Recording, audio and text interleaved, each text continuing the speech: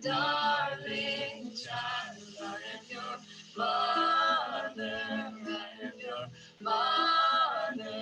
I am your mother.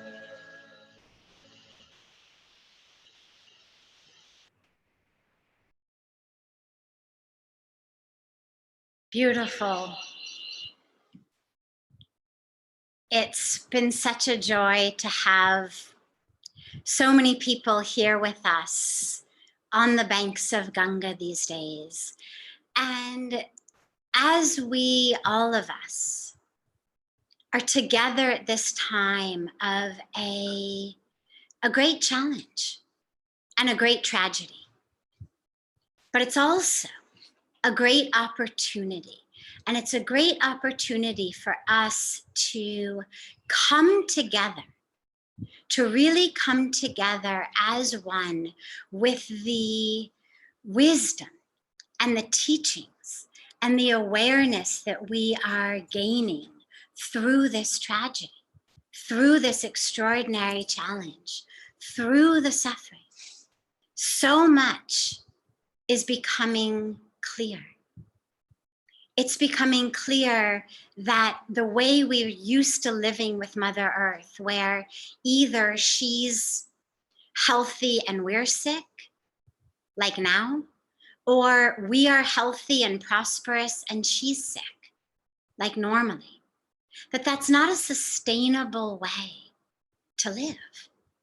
It's become clear that our priorities and our focus and the way that we have been focusing our attention, our resources on the threats that we thought were the greatest threats, the threats of missiles, bombs, guns, the threats of the military, that now we realize our threats don't only come from that, but rather the threats come from viruses, from bacteria. Tomorrow they're going to come from lack of water, from climate change, from so much that is literally queuing up to wreak havoc upon our lives until and unless we learn to really co-create a different world. Because today we're in a situation where we have lots of missiles, but no masks.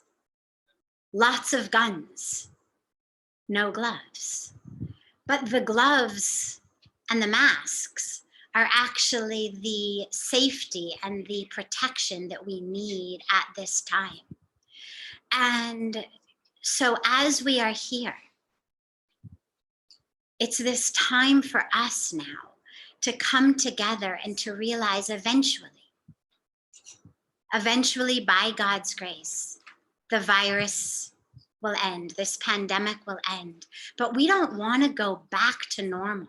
So many people are talking about, when is it back to normal?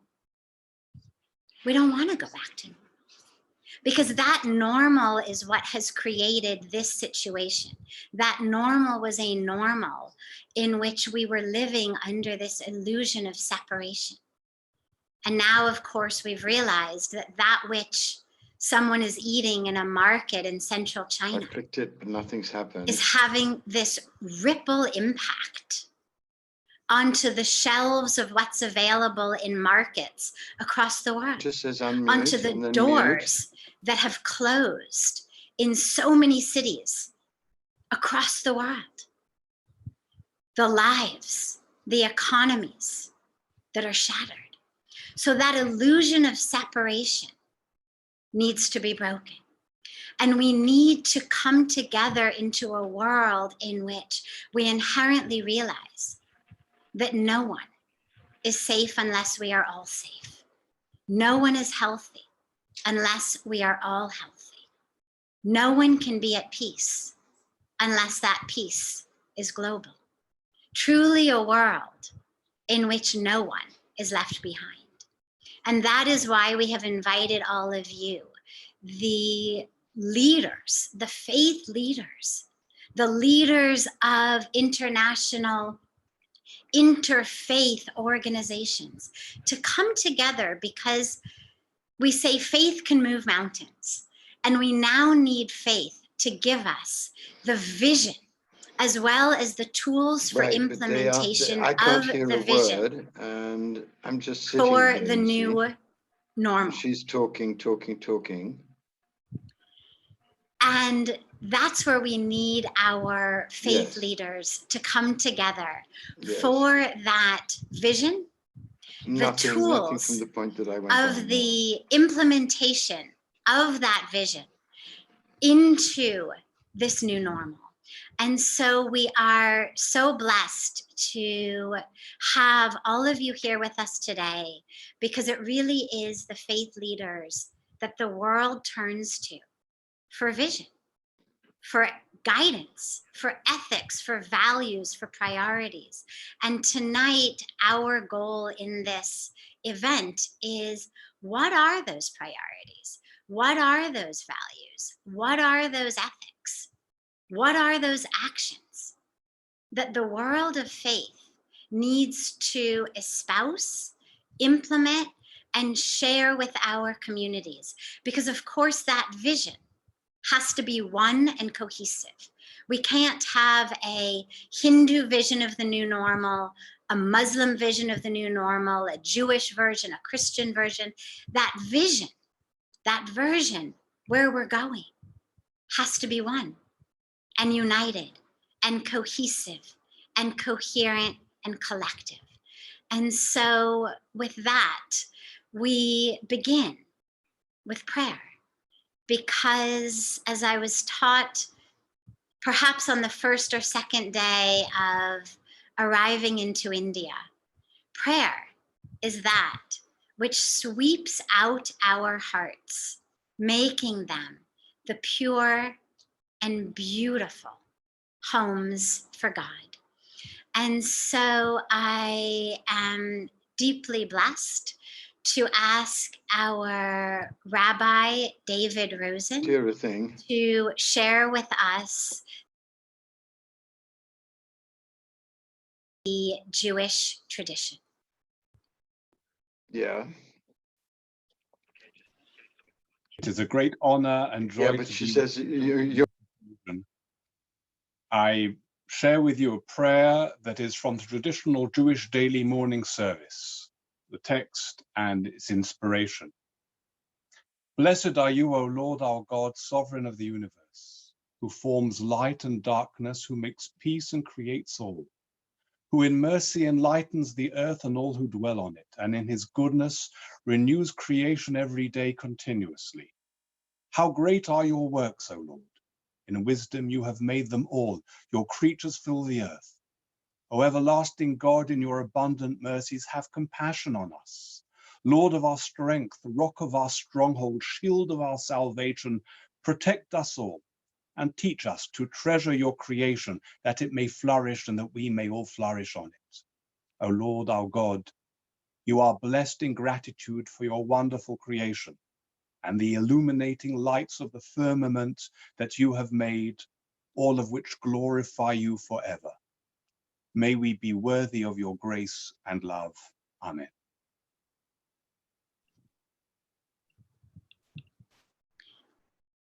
Thank you so much, Rabbi Rosen. And it's now a wonderful blessing to ask His Holiness Puja Swami Chidanand Saraswati Ji to share with us an opening prayer from the Hindu tradition.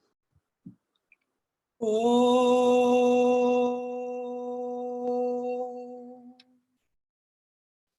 Asato Ma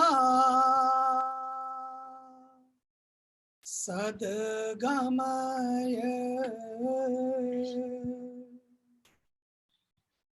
Tamaso Ma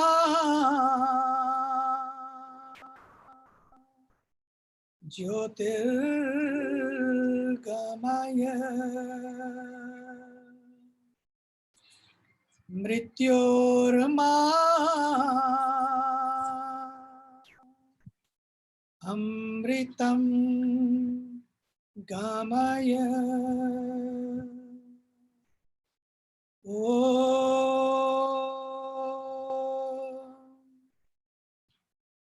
Shanti, Shanti, Shanti.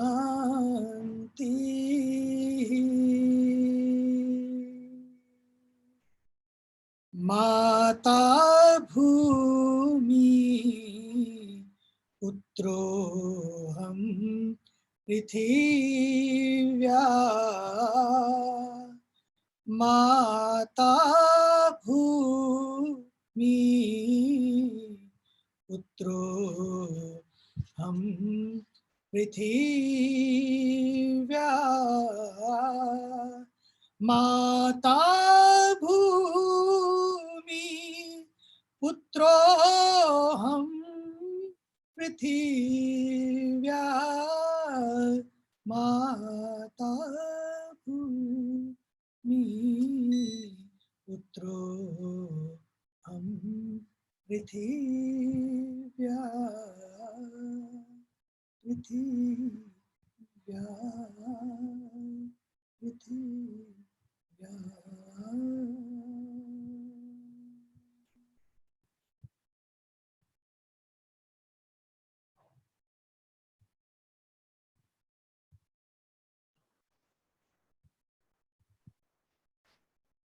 Thank you, Puja Swamiji, for that beautiful opening prayer. And as it says, the earth is our mother, and we are her children.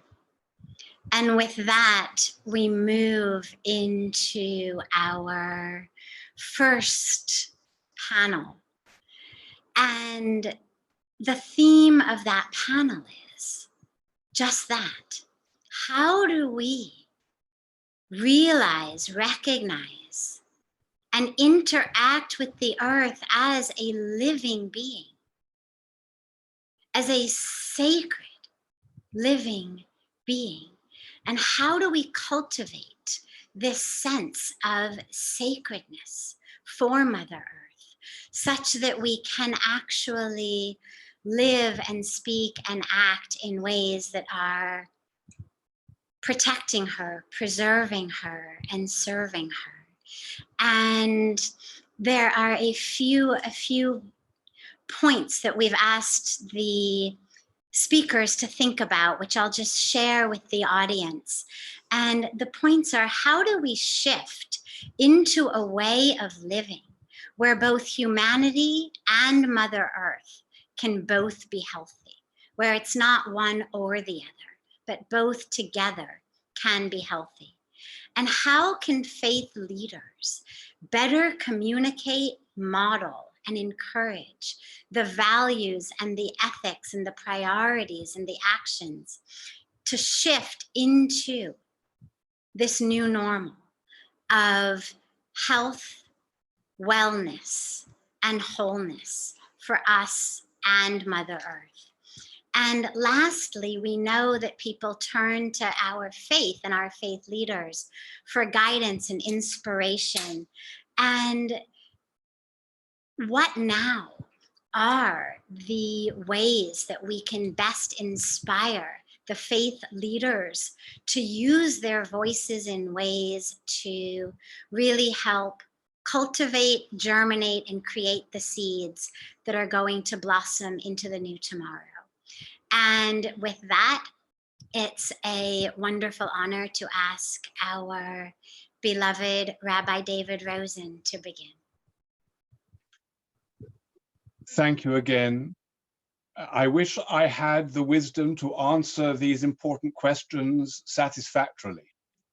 I can only draw on my own heritage to give some guidance, and no doubt the others will be able to give more. Psalm 24 declares, "The earth is the Lord's and all that is in it." This teaches two very important basic messages. First of all, that there is no real ownership in this world in the sense of any kind of permanence or claim. As Leviticus 25 states, God says, "The earth is mine and you are sojourners, you are temporary residents with us." Perhaps COVID-19, as other pandemics, maybe this even more than others, emphasizes our impermanence, our transience, our vulnerability. And that's really important because the illusions of permanence or of ownership lead to arrogance and ultimately to degradation of our environment and of self. But even more important, perhaps, is the recognition implicit in this verse that the physical world around us is a manifestation of the divine itself, and that we therefore cannot relate to it as purely something in a utilitarian fashion. Even if in effect we do, it will reverberate back upon us destructively anyway.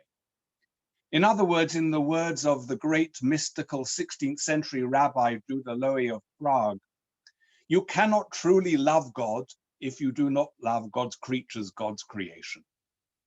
And therefore religion has a particular responsibility, religious leaders and interfaith leaders, to emphasize the importance of our responsibility for our earth and for our environment. We have been witness over recent times to increasing environmental degradation. We face the threat of global warming, species extinction. All show that we have not been behaving in a manner that is reverent for our cosmos, for our environment, that reflects love of the divine.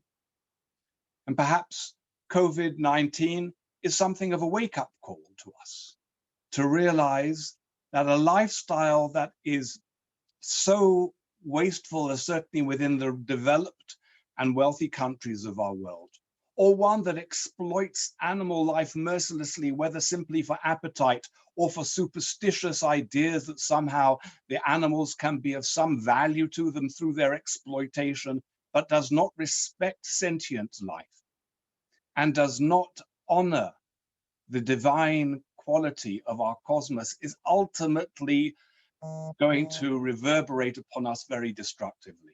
This, in actual fact, is precisely what we are warned of in Leviticus chapter 26, one chapter after the one I referred to before. But perhaps more than anything else, COVID-19 has caused us to pause, to stop, to slow down, perhaps to think about whether the rat race that we are often part of is really serving our best interests, to reflect a little more, to understand and perceive what are the values that are really important. In essence, it is to restore a sense of awareness. And this is the challenge for us all. How can we ensure that awareness is a continuous part of our life and our lifestyle? One of the central practices of Jewish tradition is a bracha, a blessing. Before one eats anything, drinks anything, even a sense of fragrance, one's meant to make a blessing, a bracha. And this, of course, is a simple resonance with the Dharma religion's ideas of mindfulness. It's being conscious, not to take things for granted. An ancient Jewish homily says, if you can see the beauty of sunrise and of sunset and there is no bracha, there is no expression of appreciation and of awareness, then you are like a dead person. In other words, your body may be living, but your soul isn't. And perhaps you may even be an agent of death within the world. So this is our challenge, how to be able to ensure that appreciation, which perhaps is greater there at times of distress and threat, can be part and parcel of our existence and of our community continuously, even after that threat. The idea of religious leaders has different significance in different traditions. Some traditions are much more hierarchical. My tradition is much more chaotic. And you probably have heard the joke that if you have two Jews, you have three opinions, and everybody thinks they're a leader. And that's not necessarily a totally bad thing either, because what it means is that while there are people within positions of authority who have to serve as examples, we should all see ourselves, in a sense, as having the responsibility of leadership, to be able to show religious authenticity, spiritual and moral integrity, and therefore to be leaders each in our own way, of showing that resonance, that care and compassion for the earth, just as God in his mercy renews it and regenerates it and calls on us to behave in a manner that sustains it and preserves it, both for our own benefit and for future generations. And this coming together from our different religious traditions is another example of the importance of unity and diversity, to respect that diversity that is part and parcel of the creation itself, but to speak to ensure that we are united in preserving it, safeguarding it, and making it a blessing for all who live on it now and tomorrow. Thank you.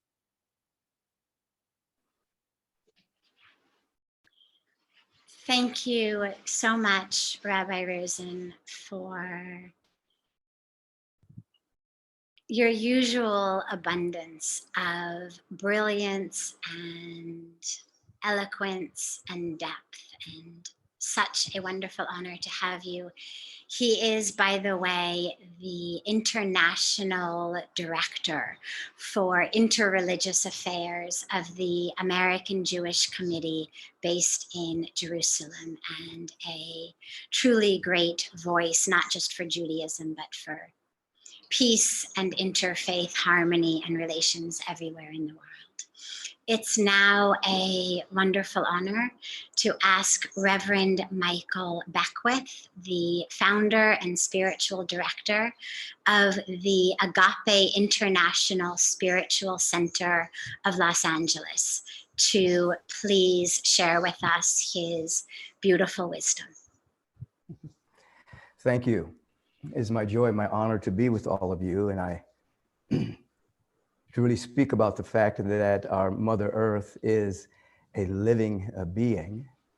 I thought about that as I woke up this morning, and before I came to my computer, walked out and walked barefoot on Mother Earth and got a real sense of her aliveness. Now, one of the things that we're called to do as spiritual leaders is to make individuals aware that the earth is alive, that she's a living being that has awareness, that her frequency and vibration is rising and being lifted every single year, just as the multidimensional universe is progressive and always expanding to reflect and reveal the infinite nature of the presence that is never in absence. The particular thought that the earth is just dirt and water, inert, has no consciousness, no aliveness, has of course allowed humanity to have so many degrading practices that would not only pollute the earth, but degrade the earth, the soil, the rivers, the lakes, the oceans, in such a way that it's becoming an inability to sustain life. So from the scientific point of view, we now can measure the frequency of the earth and see that every single year that vibration is being lifted. And from the shamanic and mystical tradition, we can see that the earth is becoming more aware.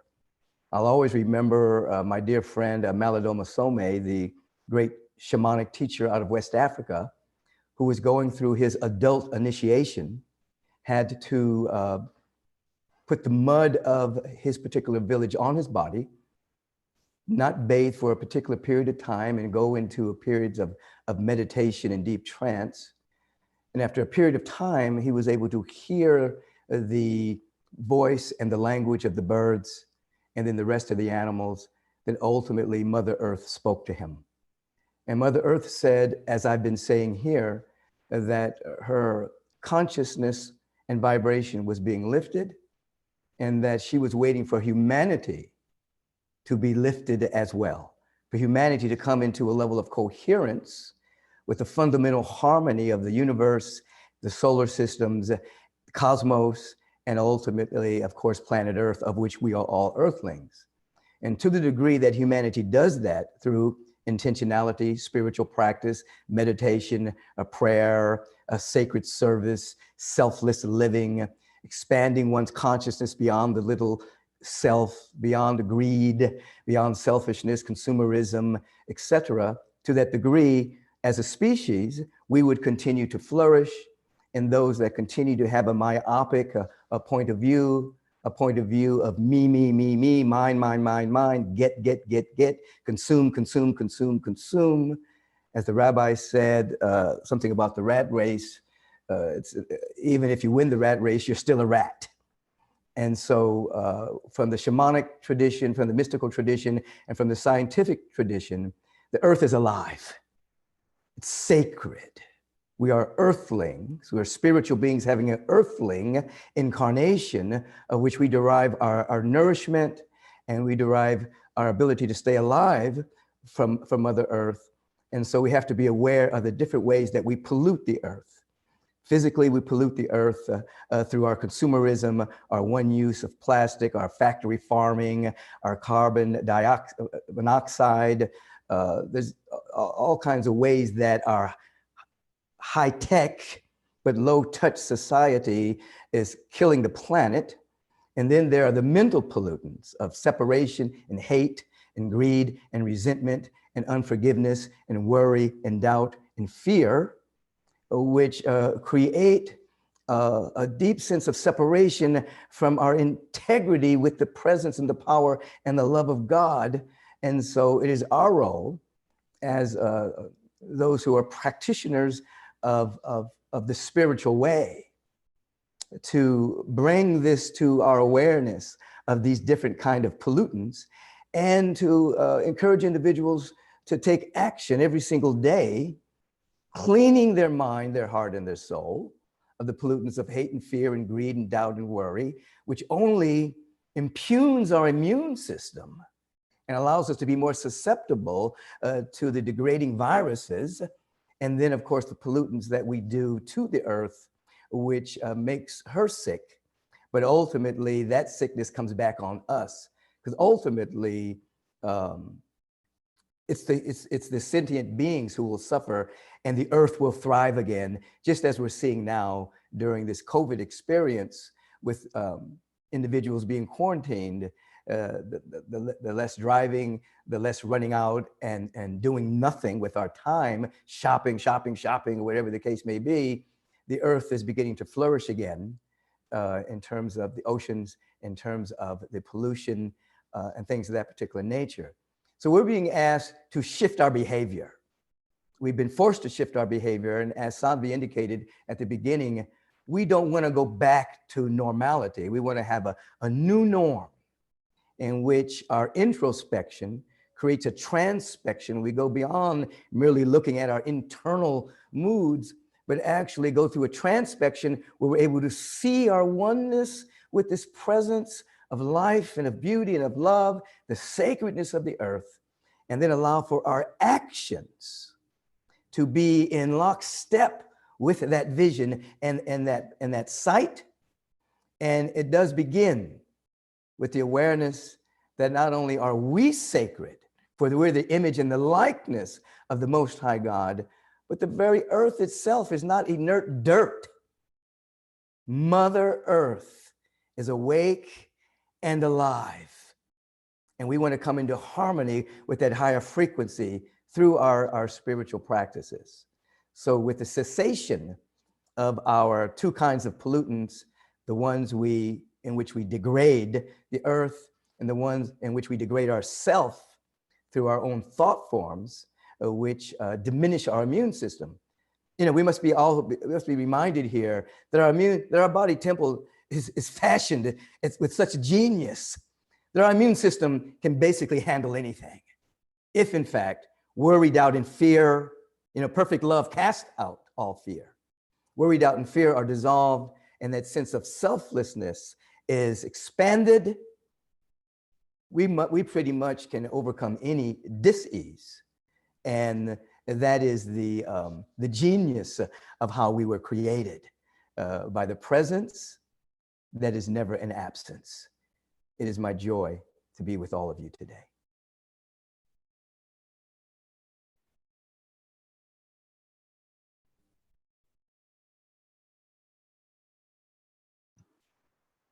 Thank you so much for your extraordinary words and the way that they teach and guide and uplift and connect us to ourselves and to Mother Earth as that divine living being.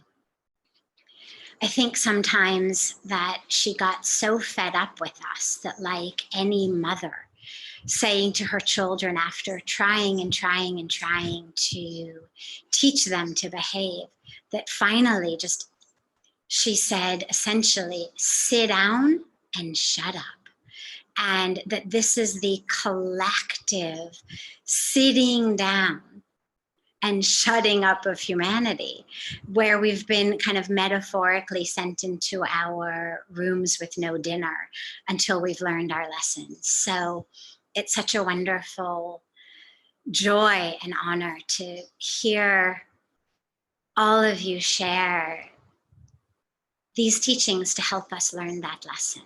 And it's now a wonderful honor and blessing to ask His Holiness Pujaswami Chidanand Saraswati Ji, the president of Parmarth Niketan and the co-founder and chair of Global Interfaith WASH Alliance, to share with us his words of wisdom.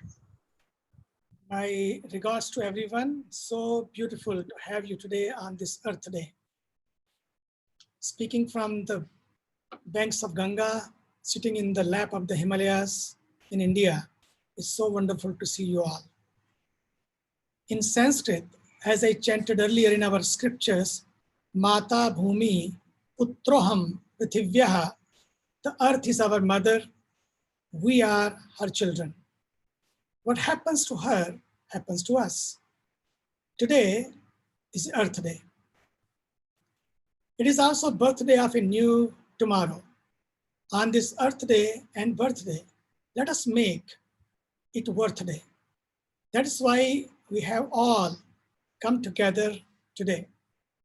We have come together in mind, in heart and spirit, in message and mission to create this new tomorrow.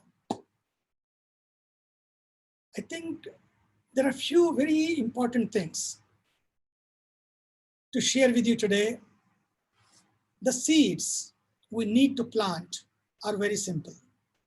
Number one, live simply so that others might simply live. Number two, Mahatma Gandhi said so beautifully, there is always enough for everyone's need, but there's never enough even one person's greed. Let us learn and teach and preach the importance of consuming and according to our need, not according to our greed. I think we must, steps we need to take for a brighter, safer, healthier tomorrow are simple and very powerful. As our Reverend Michael Beckwith talked about, what is happening to our earth? What is happening to our whole creation? I think time has come. We have worshipped the Creator for so long. Let us take care of the creation. Let us preserve and protect the creation. And for that, our Honorable Maulana Ji is there. He's a very, very famous, very powerful to bring community together, Muslim community together. He's here. Last time, we had a beautiful, beautiful journey together to bring peace and normalcy and unity in the community. For 1,000 madrasas, we traveled together. Some of them we traveled together, some of them were connecting and planting the trees. I think I want you to experience that journey. I'll take you through that journey, how we were traveling together. And this is very important. As you are seeing the film, I will keep giving you the message also, because time is very, very short. I think to me, as we did it together, we all can do it. Let there be a global journey to plant the trees, to take care of this creation. And for that, you will see that you are noticing now how this journey, together we took it, thousands and thousands and thousands of our Muslims and Hindu brothers are together and walking together, working together and planting lakhs of trees together and taking the pledge together. Number one, I think same thing we have to do. we should plant the trees. Encourage your followers and communities to plant trees for every birthday, every marriage, every anniversary, because trees are the best gifts that keep giving and giving and giving. Number two, I think we don't cut the trees or let them be cut due to our greed. It means we can be vegetarian, or if you can't be vegetarian all the time, at least cut down significantly the amount of meat we eat. A vegetarian diet is the single greatest, most powerful step to protect of Mother Earth. And of course, if there were no meat eating, there would be no meat markets, and so no passing of illness from animals to humans. I think this is very, very important. Number three, we have given these messages to these thousands and thousands of people wherever we travel. Number three is very, very important. Save water. I think by 2040, the world will have only half the drinking water it needs. That will be another major pandemic, but one without a vaccine. There will be no vaccine available for that. The vaccine is now our actions, now to save and preserve our water. Number four, to me, which is very important, that we should find happiness within us, not in accumulating more and more and bigger, because life is having less and being more, which means the less we buy, the less we produce, means the less waste and pollution. Focus on, to me, should be on 3 C's. Number one, we should be conscious, be mindful, and connected to the divine. Be compassionate to ourselves, to those around us, and to Mother Earth and Mother Nature. We should be cooperative, shift from competition to cooperation. The new normal must be one where we compete less and cooperate more, where we change the model from win-lose to win-win. In short, we need to take care of our culture, our nature, in order to protect our future. The culture, nature, and future. Not our individual culture of different countries or colors or creed, but our universal culture of oneness and peace. We need to take care of our nature, protect and preserve the earth, and that will take care of our future. And last but not the least, I am sitting on the banks of Ganga.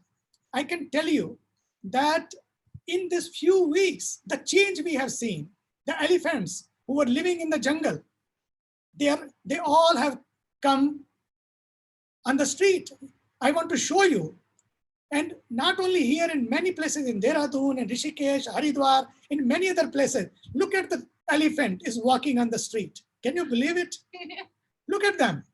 And same way, the birds, everything, it's so amazing. No one is there on the road, but only the elephants are walking. And other animals are walking. It's so beautiful to see. So good. And you will see in other places, and herd of animals are walking through the streets. It's so beautiful to see them. Not only one, not only few, many of them. We see the birds chirping, the clean water, the green atmosphere. I think that's what is needed. That's what we want to be together. And that's why we are here. Let us take a pledge together. And Maulana Ji is going to lead us in that pledge that we will not only, we have done it, we'll keep doing in this monsoon, and we'll keep doing further in the future also. Thank you, and thank you being here. I know that you are all very busy, very precious, but you have took this time, brought us together, and thank you for being together. And this is a great message. Even being together is the message to the world. Thank you, and thank you. My pranams to all of you. Thank you so much, Puja Swamiji, for your blessings and for your vision and for such very, very specific steps and tools that we can take to really plant those seeds for tomorrow. And as you mentioned, our Honorable Maulana Mahmood Madni ji, the Secretary General of Jamiat Ulema Hind.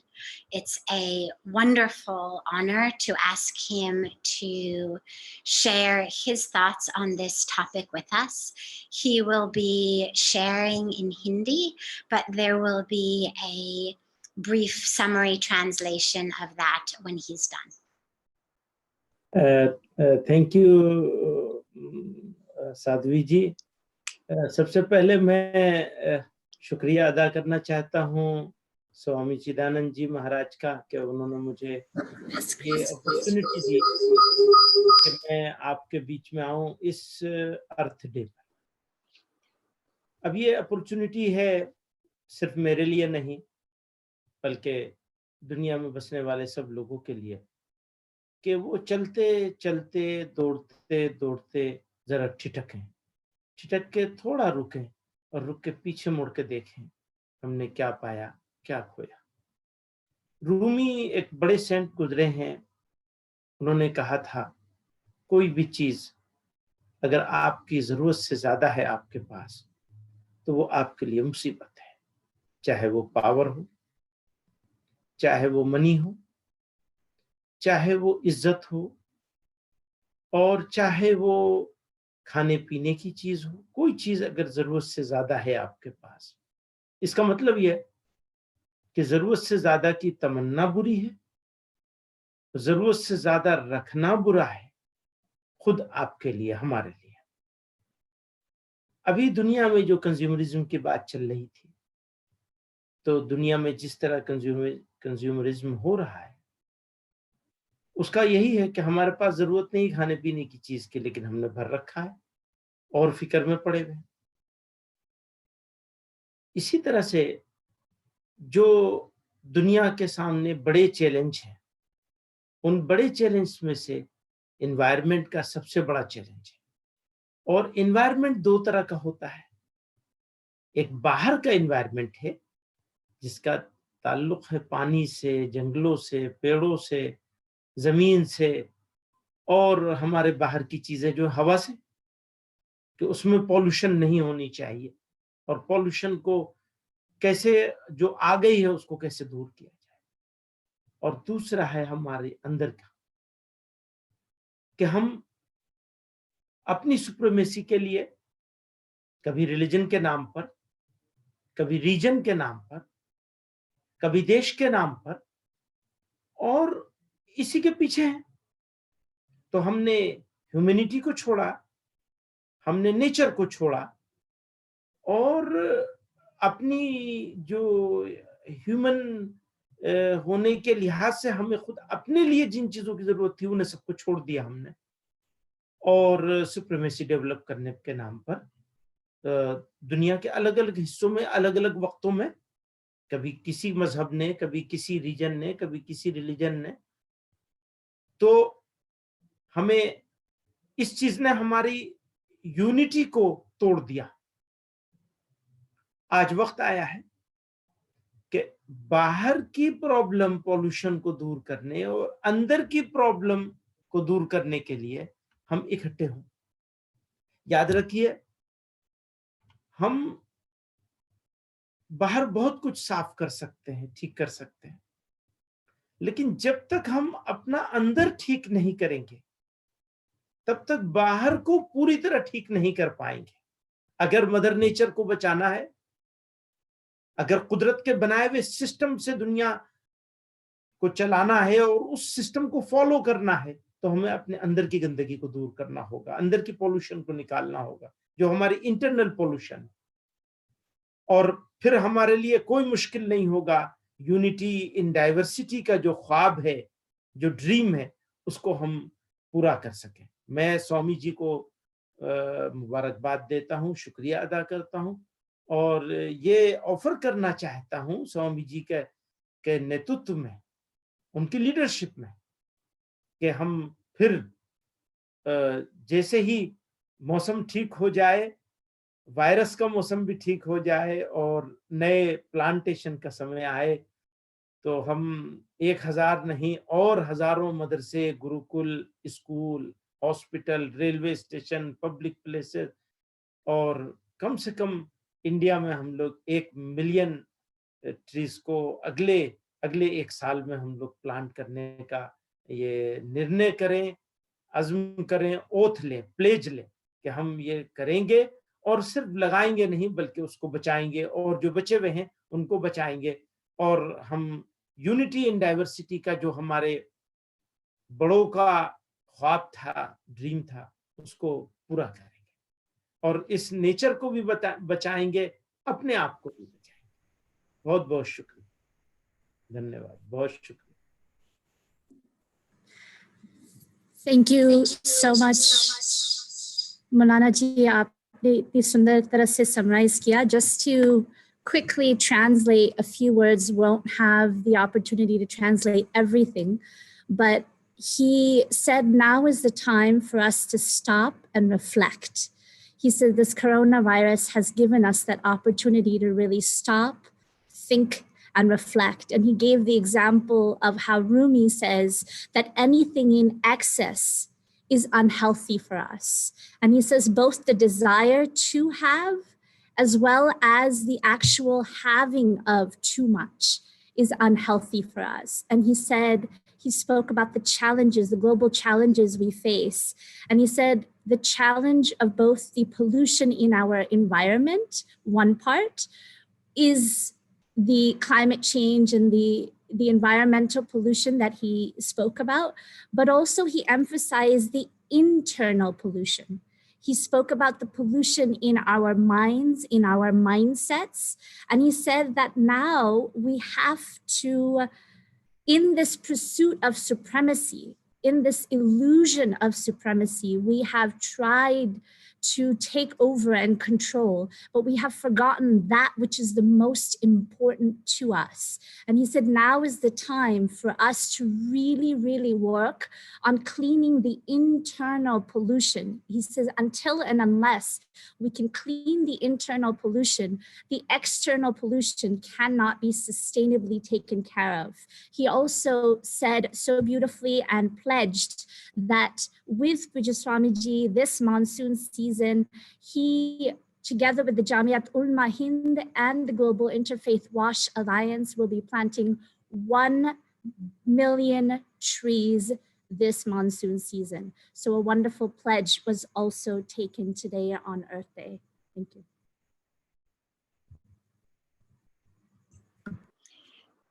Thank you so much for a wonderful translation, and thank you so much to our Honorable Madniji for such beautiful words, and thank you even more for your prayer in action, that way that you come together with such love and such commitment and such humility and simplicity and oneness. It's been such a beautiful joy and honor to be working together with you and loving humanity and Mother Earth together with you.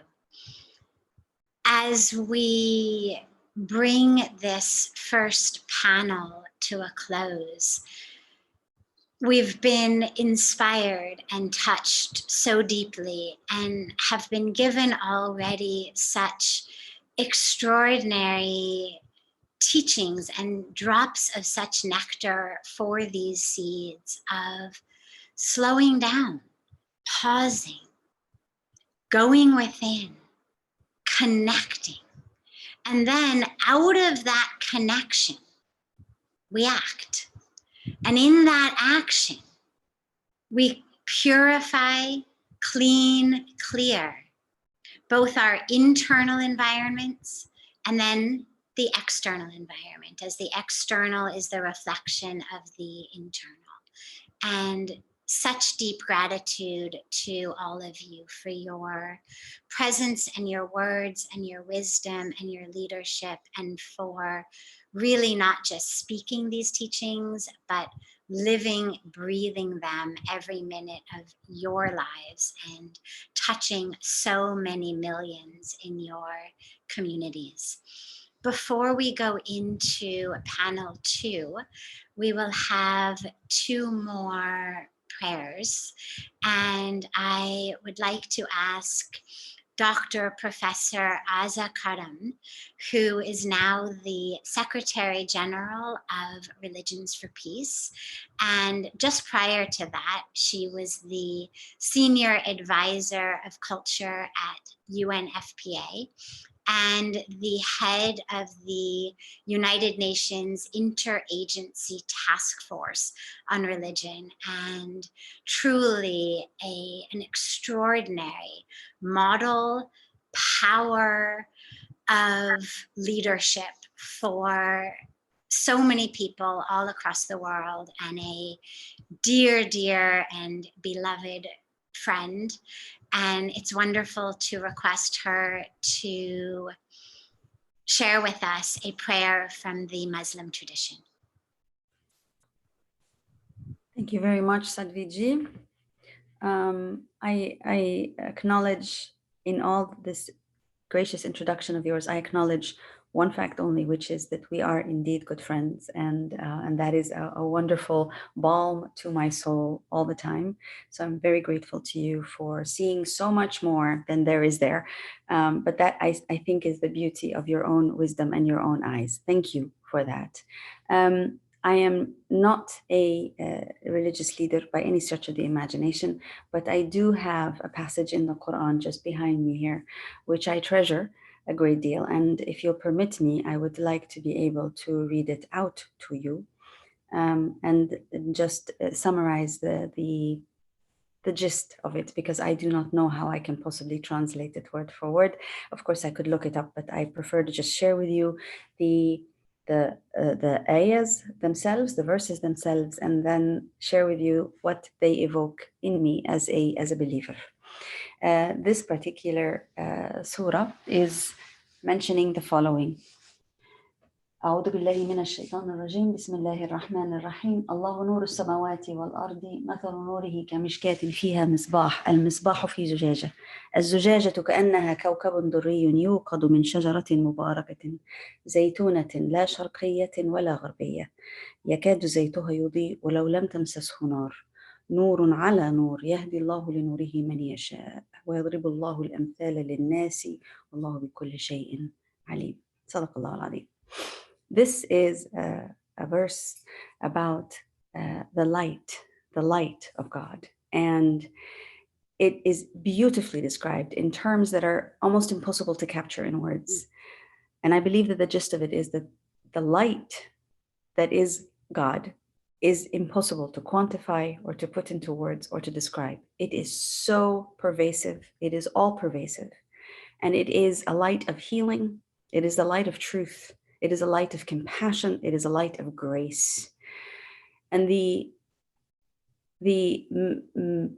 metaphorical example of the light is to highlight that our very beings are made with and connected to this light. Upon reading this verse, which we are urged to read as often as possible, the idea is that this protects us throughout the day, because the light is an evocation of the divine, and the divine is within. And when we remember that the divine is within and all pervasive, we can know no fear, and we can also know no untruth, because we become associated with that light. We have to acknowledge that light as who we are, and thereby acknowledge the divine in our midst. Thank you.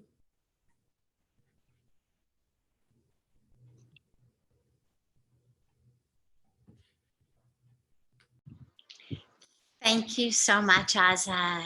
And I now would ask Audrey Kitagawa, who is the chair of the Parliament of World Religions and also a religious leader.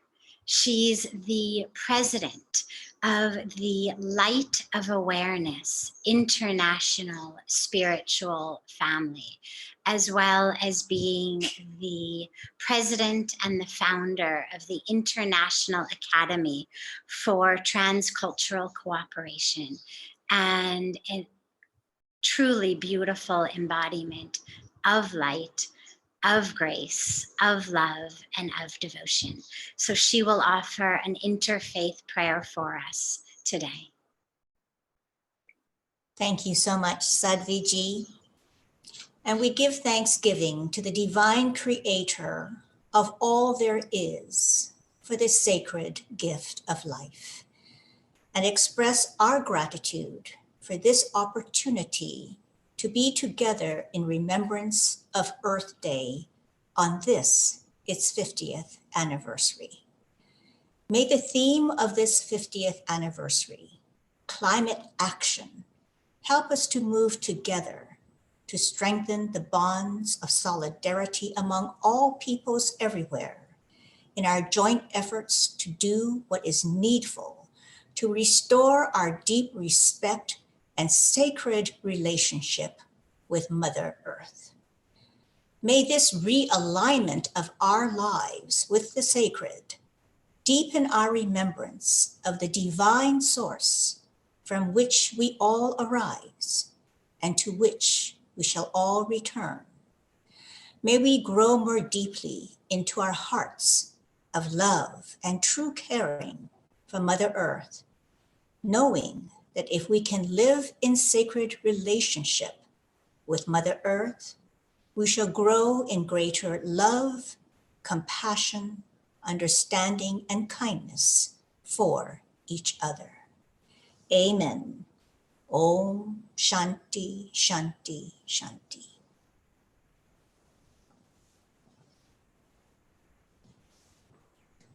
Thank you so much, Audrey, for that beautiful, beautiful prayer and for your wonderful leadership in the world of interfaith relations and the Interfaith Parliament. It's a great joy just before we head into panel 2 to come together for just a few minutes in meditation. The leaders of panel 1, every one of them emphasized going within, pausing, introspecting. And so it's a wonderful joy to ask Reverend Michael Bernard Beckwith, the head and the spiritual director of the Agape International Spiritual Center, whose beautiful words you just heard, to lead us in a meditation. Once again, it's my joy, my honor to be with all of you on this 50th anniversary of Earth Day, in which we remember that before that, the word environment was not even in our vocabulary. Now it's a part of our environment, a part of our vocabulary. So I invite all of us to turn within in this moment to extract our attention away from the world of effects and circumstances and situations for a moment, and begin to turn within and get a real sense that right where we are is the fullness of the presence that is never an absence. Called by many names, we're calling it forth as the activity of our awareness, for we know that meditation is paying undistractable attention to that which is real, that which is eternal, that which is spiritual, that which does not come and go, but that which is with us always. So I invite us to just turn within and begin to notice our interiority is brilliant, it's luminous. The light that lights up every man and every woman is within us and is our very life and being.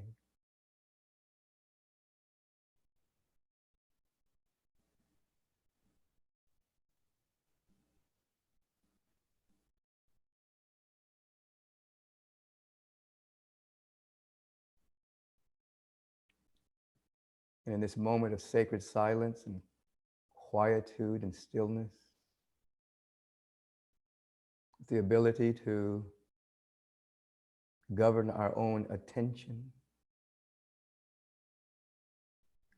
I invite us all to rise up and see Mother Earth from the same perspective that the astronauts saw Mother Earth as they were in orbit around her. We re-enchant our imagination and we see this pristine planet, 3/4 water, mountain ranges, rain, forests, oceans, rivers, sentient beings, species of all kinds. We see this living being, Mother Earth, in our awareness.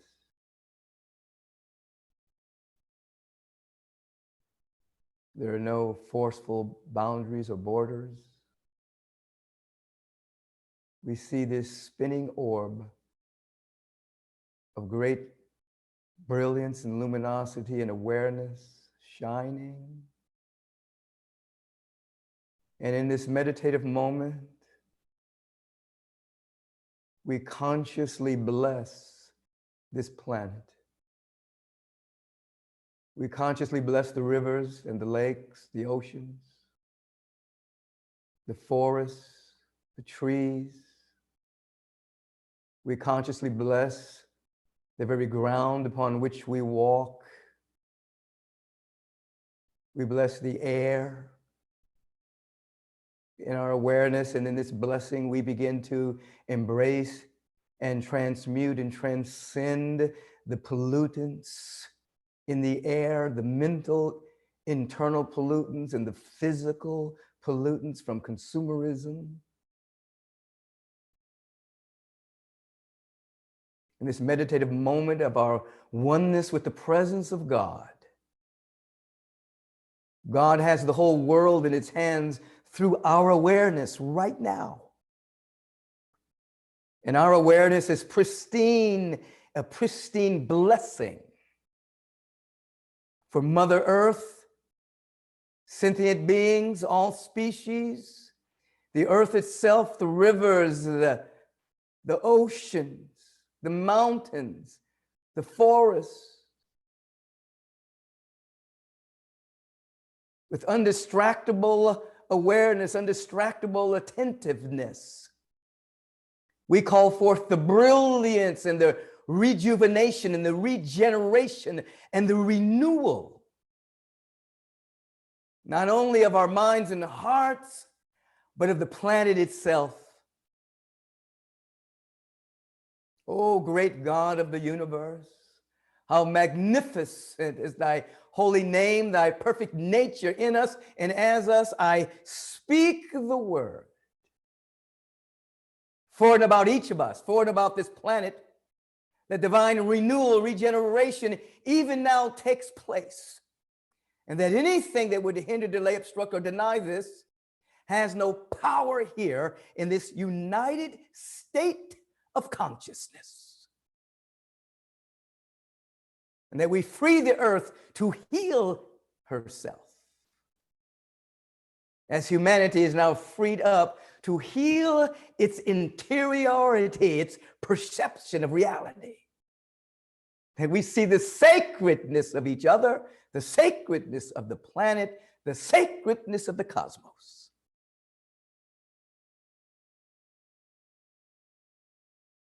You just take this few seconds of silence and see Mother Earth shining and glowing.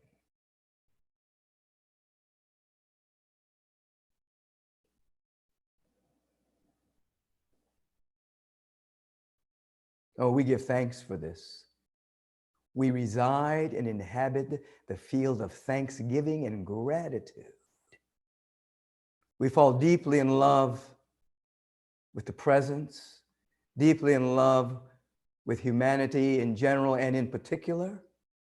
We fall deeply in love with the spiritual ideation that's within ourselves. And in this love factor, fight and flight dissolves, oxytocin is released, coherence around the fundamental idea of oneness reigns supreme, and right action unfolds. It's happening now. And so it is. And so we let it be. Amen. Amin. Ashe. Salam. So be it.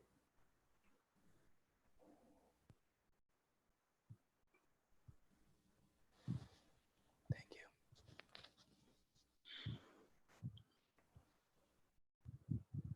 Thank you. So it is. If with that power of our collective vision and knowing, we can see it. It is. And we can create it. And we're already creating it. Thank you. We move in this state of such gratitude and light into our second panel of those who are leading the uniting, leading the convening, leading the bringing together of all of the leaders of the world's faiths and religions. And we shift into this panel called Faith as an Agent of Change. How is the world of faith, through its uniting and its convening, truly an agent of change? And the points, the thought points that were offered just in brief are: religion brings us back toward God, toward oneness and fullness. What actions do faith communities need to take in order to ease and remove division, and rather to bring about true oneness and unity for all? What are those actions? How to bring the leaders together? How to inspire them? How to harness and catalyze that power of the religious leaders into one cohesive, united, coherent voice for prayer and prayer in action, not just about attaining heaven after we die, but actually how to create heaven here on earth. How do we do that in the world of interfaith, multi-faith? And with that, it's a beautiful honor to begin with Reverend Victor Kazanjian, who is the Executive Director of the United Religions Initiative, a grassroots organization in, I think it's almost 200 countries around the world. He'll tell us exactly how many, but some incredibly vast number of countries around the world. They are working on the ground with people of faith to harness that power of their faith into thoughts and action of peace, of love, of oneness, of unity, and betterment for their communities and the earth. Reverend Victor, it's a wonderful, wonderful honor and joy to have you in our lives, and especially to have you here tonight. Thank you, Sadhviji. Being with these beloveds today on this gathering is a deep and heartful experience, and I'm so grateful just to be in the company of these sisters and brothers as we celebrate Earth Day, this day in which we see the earth as mother, in which we see the earth as teacher. In her we find the wisdom, we look for the wisdom to guide us. Because we know that in nature, we learn that we are part of one global, interdependent planetary system. The indigenous peoples of the world have always known this, and they continue to try and help the peoples of the whole world to understand this. And, you know, for so long, the peoples of the world, and often religious traditions, have put human beings at the center. And human beings then have often fought with one another over who can occupy that center of perceived power. And religions too often engage in that struggle by trying to claim the center, by claiming that one tradition is the true tradition, that one faith is the true faith.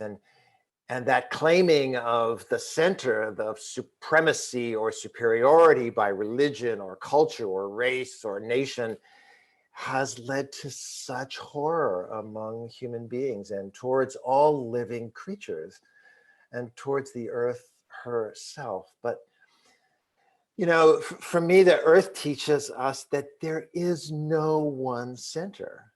No one group or species occupies the center. None is higher or lower than another, that we are interconnected. In URI, which is actually in 108 countries, at URI, we one of the things that we do is collect water from the rivers of the earth and mingle that water. People collect, the grassroots people of the world collect the waters from the rivers that are their source of life and bring it together, and we pour those waters together. And as you see in that bowl of water, no one river, no one ocean stands above another, that they are connected. They are one, as we in our humanness and our bodies that are mostly water are one, are interconnected. Another example the earth offers us is about our interconnectedness is a grove of trees like the aspen grove, which appears to be a stand of trees in which each tree is interdependent, but we know that actually it's one organism connected at the roots. It's one being that only appears to be separate, that illusion of separateness that Sadhviji talked about. I was very moved by Michael's meditation. His meditations are always so exquisite. And the image of the earth from out in space. On the wall of my office, there's a picture given to me by a friend who was piloting the space shuttle of that beautiful blue-green earth, so serene and peaceful and in the floating through the atmosphere. And it's hard to believe that if you zoom in to that earth, on the land, there is all of this fear and illness and devastation and destruction of the earth and of animal life and plant life and each other. But we also know, and this is what religions can lift up, that there are more examples of cooperation and care, of generosity and kindness, of love and loving that are happening every day amidst all peoples of the planet and across cultures, across beliefs.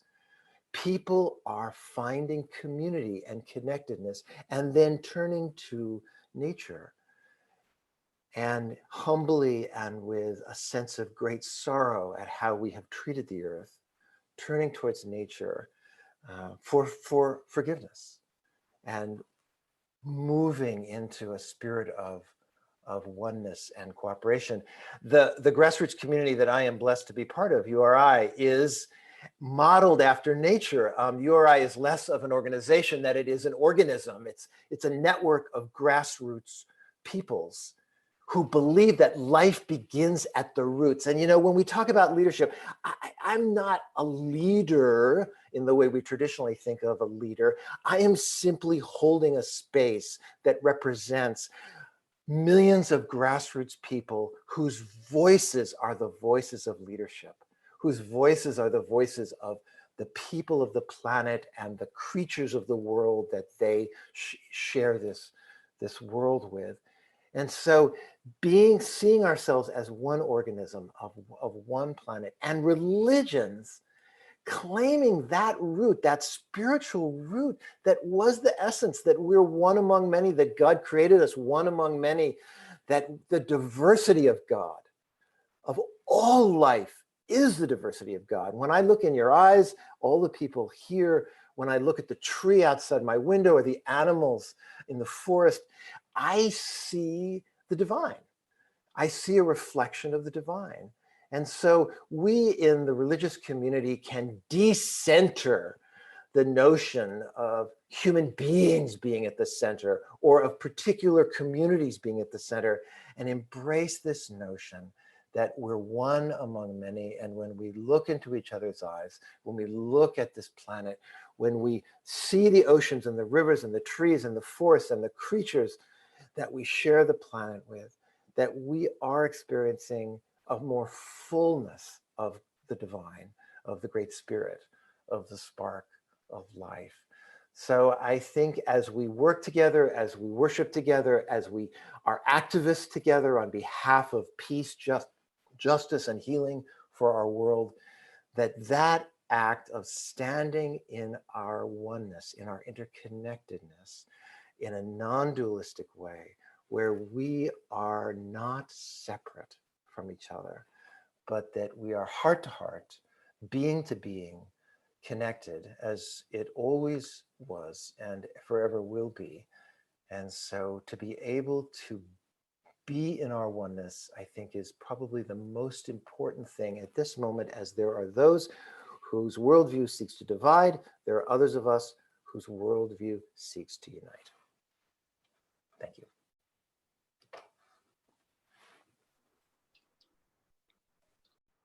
Thank you so much for such beautiful, beautiful wisdom, our Reverend Victor Kazanjian.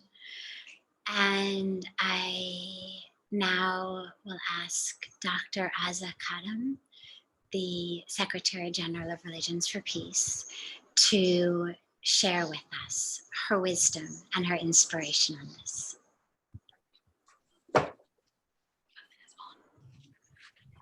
Thank you very much indeed for the fantastic meditation that was extremely healing, and thank you for the words of Reverend Kazanjian, who is a leader to me and a role model in so many ways. I realize that I'm in the presence of a number of distinguished people who I look up to and I listen to, so I feel deeply uncomfortable speaking, quite frankly. I'd much rather listen. Having been called upon by my greatest guru of all, Sadhviji Bhagavati, then I will, of course, be happy to share a few words about the movement that I am hoping and trusting I can serve to the best of my abilities, which is a movement entitled Religions for Peace. 50 years ago, a group of religious leaders from around the world, representing all the religions and religious institutions of the world, came together to found a movement entitled Religions for Peace. The objectives of this movement were fully in alignment with another movement that was established in 1948 called the United Nations System.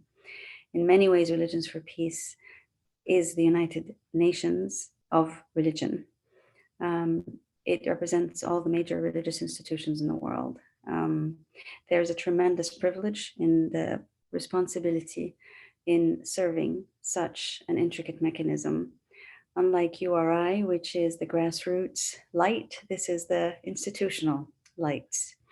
And there is much to be learned from these venerable institutions, all of which at different moments of our history were created precisely because of the awareness that the divine is within and needs to be. We could all do with a reminder that we have an obligation and a responsibility to this divine.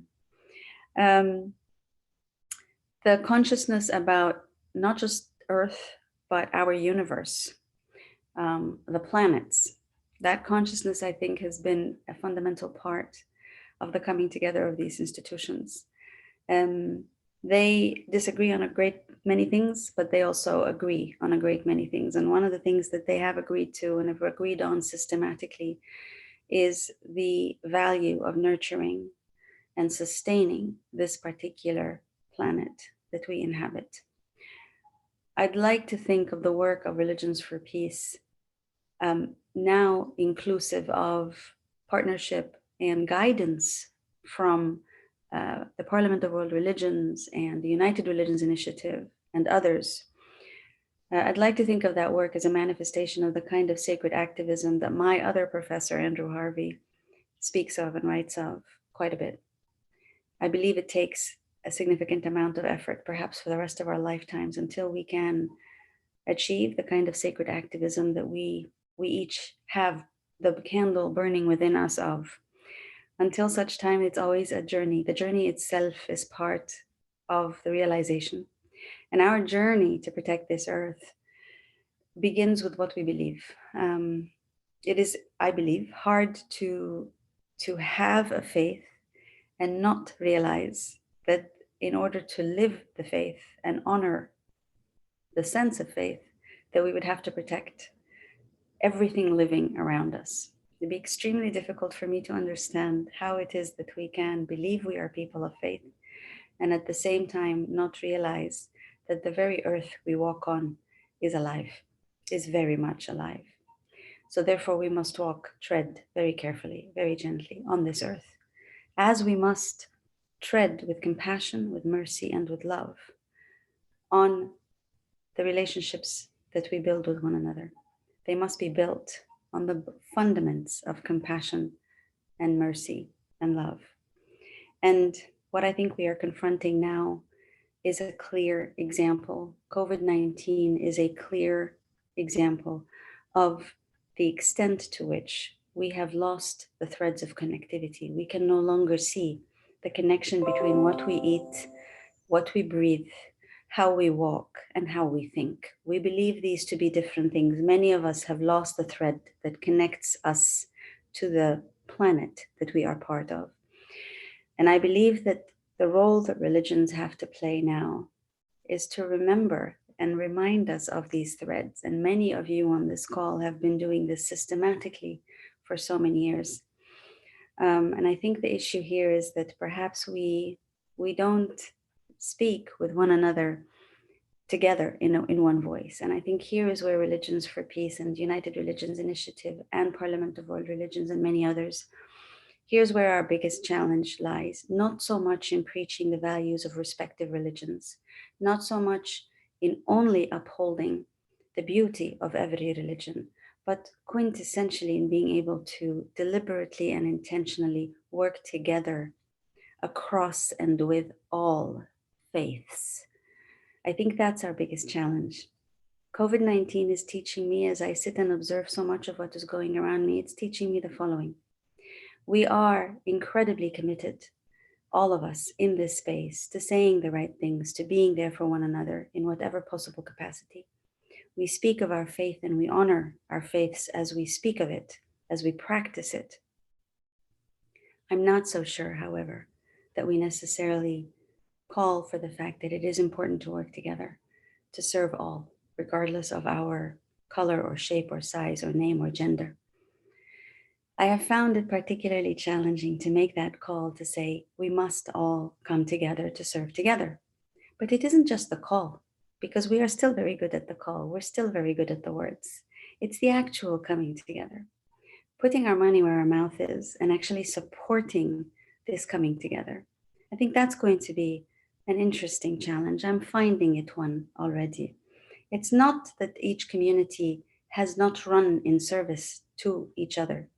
It is that we are still a bit reticent about physically committing, financially committing to a multi-religious set of efforts, to working to indeed identify and recognize the divine in all together. I think we have many beautiful attempts, and I know that we will hear from my brother, Dr. Iyad Abumoli, about the work that he has been spearheading in UN Environment. one of the UN entities, I think, that has been leading on the religious engagement and multi-religious collaboration in the UN system for many, many years, since the 1970s. And I believe that this work is extraordinarily important because it's the multilateral and the multi-religious that we need to bring together in order to be genuine in our commitment to how we will work together across religions and with those of no religions. This is our biggest challenge now, not so much how we can speak the togetherness, but how we can enact that togetherness very, very practically, very concretely, and how much effort we intend to put into that space, and how much resources, our own resources, we intend to put into that space, knowing full well, presumably, that whatever we are putting, we may not get any credit for. We are not the ones due for credit. This earth, this planet is due for credit. And it's easier if we can see the fruits of our own labor. We become much more charged and much more energized to do this. But this is a call for us to put in the best of everything we have, anything we've ever had, to put in the best of everything we have had, knowing full well that we may take nothing ourselves back, that we actually don't take anything out of it. We have to put selflessly. We have to work selflessly.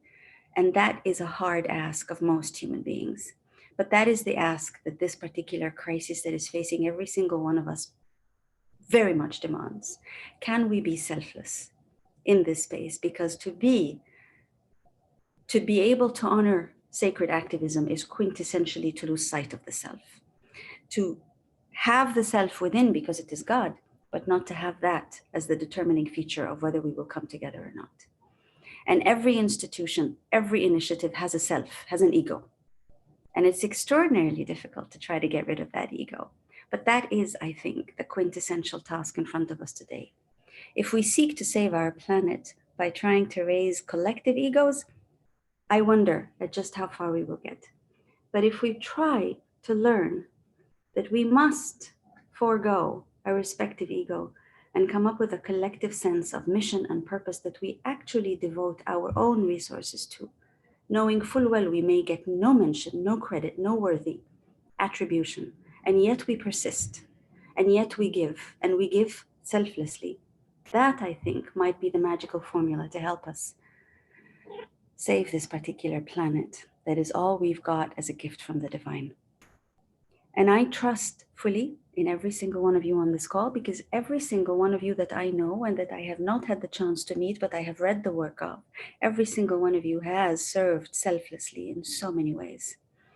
And I am grateful that the Global Interfaith WASH Alliance has brought us together in this way. And birds of a feather flock together, I suppose. So thank you very much, Swamiji and Sadhviji, for this opportunity to serve, at least verbally, alongside all of you. I'd like to ask you to consider that we have set up in Religions for Peace a multi-religious humanitarian relief fund. I'd like to ask you to consider supporting this fund in any which way you think. And yes, of course, there will be recognition for every penny that goes into that fund, but it is meant and intended not for Religions for Peace. It is meant and intended for a movement of faiths that are committed and dedicated to saving this world together. And I hope you will consider joining us in our effort to save this world together in different ways. And I want you to know that I owe you each a tremendous bow of gratitude, because each of you, through your writings, through your words, and through your actions, have demonstrated, at least to me, but to countless others I know, a dose of compassion and mercy and love that has saved and will continue to save lives. Our challenge is to make sure that those doses can also save our planet. Thank you.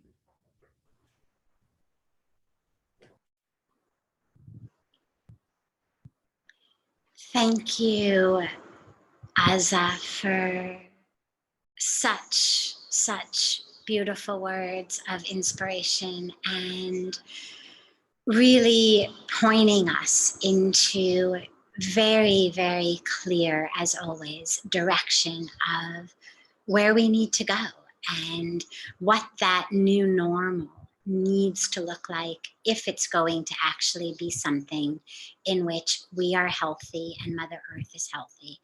As you were speaking, it reminded me of one of the core teachings of Lord Krishna in the Bhagavad Gita, which is to do your work fully, sincerely, 200%, absolutely to the complete best of whatever you have, whatever you know, whatever you can do. And to recognize you are not the doer. And to have no attachment to the fruits of the seeds you plant. So you plant them with all of your time, your energy, your attention, your intention, your sincerity, and no attachment to what grows, what blossoms, and an awareness, I'm not even the doer. So thank you for such beautiful words and such extraordinary work and leadership and modeling that you do in the world. And as you had referred to our beautiful and respected Ayad Abu Mogli, it's a great honor to ask him to share with us. He is the director of Faith for the Earth initiative of the United Nations Environment Program, and a fantastic voice and energy for bringing the worlds of faith together for the planet, for the environment, for climate change, and for all that is threatening the future of the planet. Ayad. Thank you very much, Sadhviji, and I am so delighted to be among the finest religious leaders of the world. I am really speechless after hearing all of the wisdom, the spiritual and the divine love that you all have bestowed upon us today.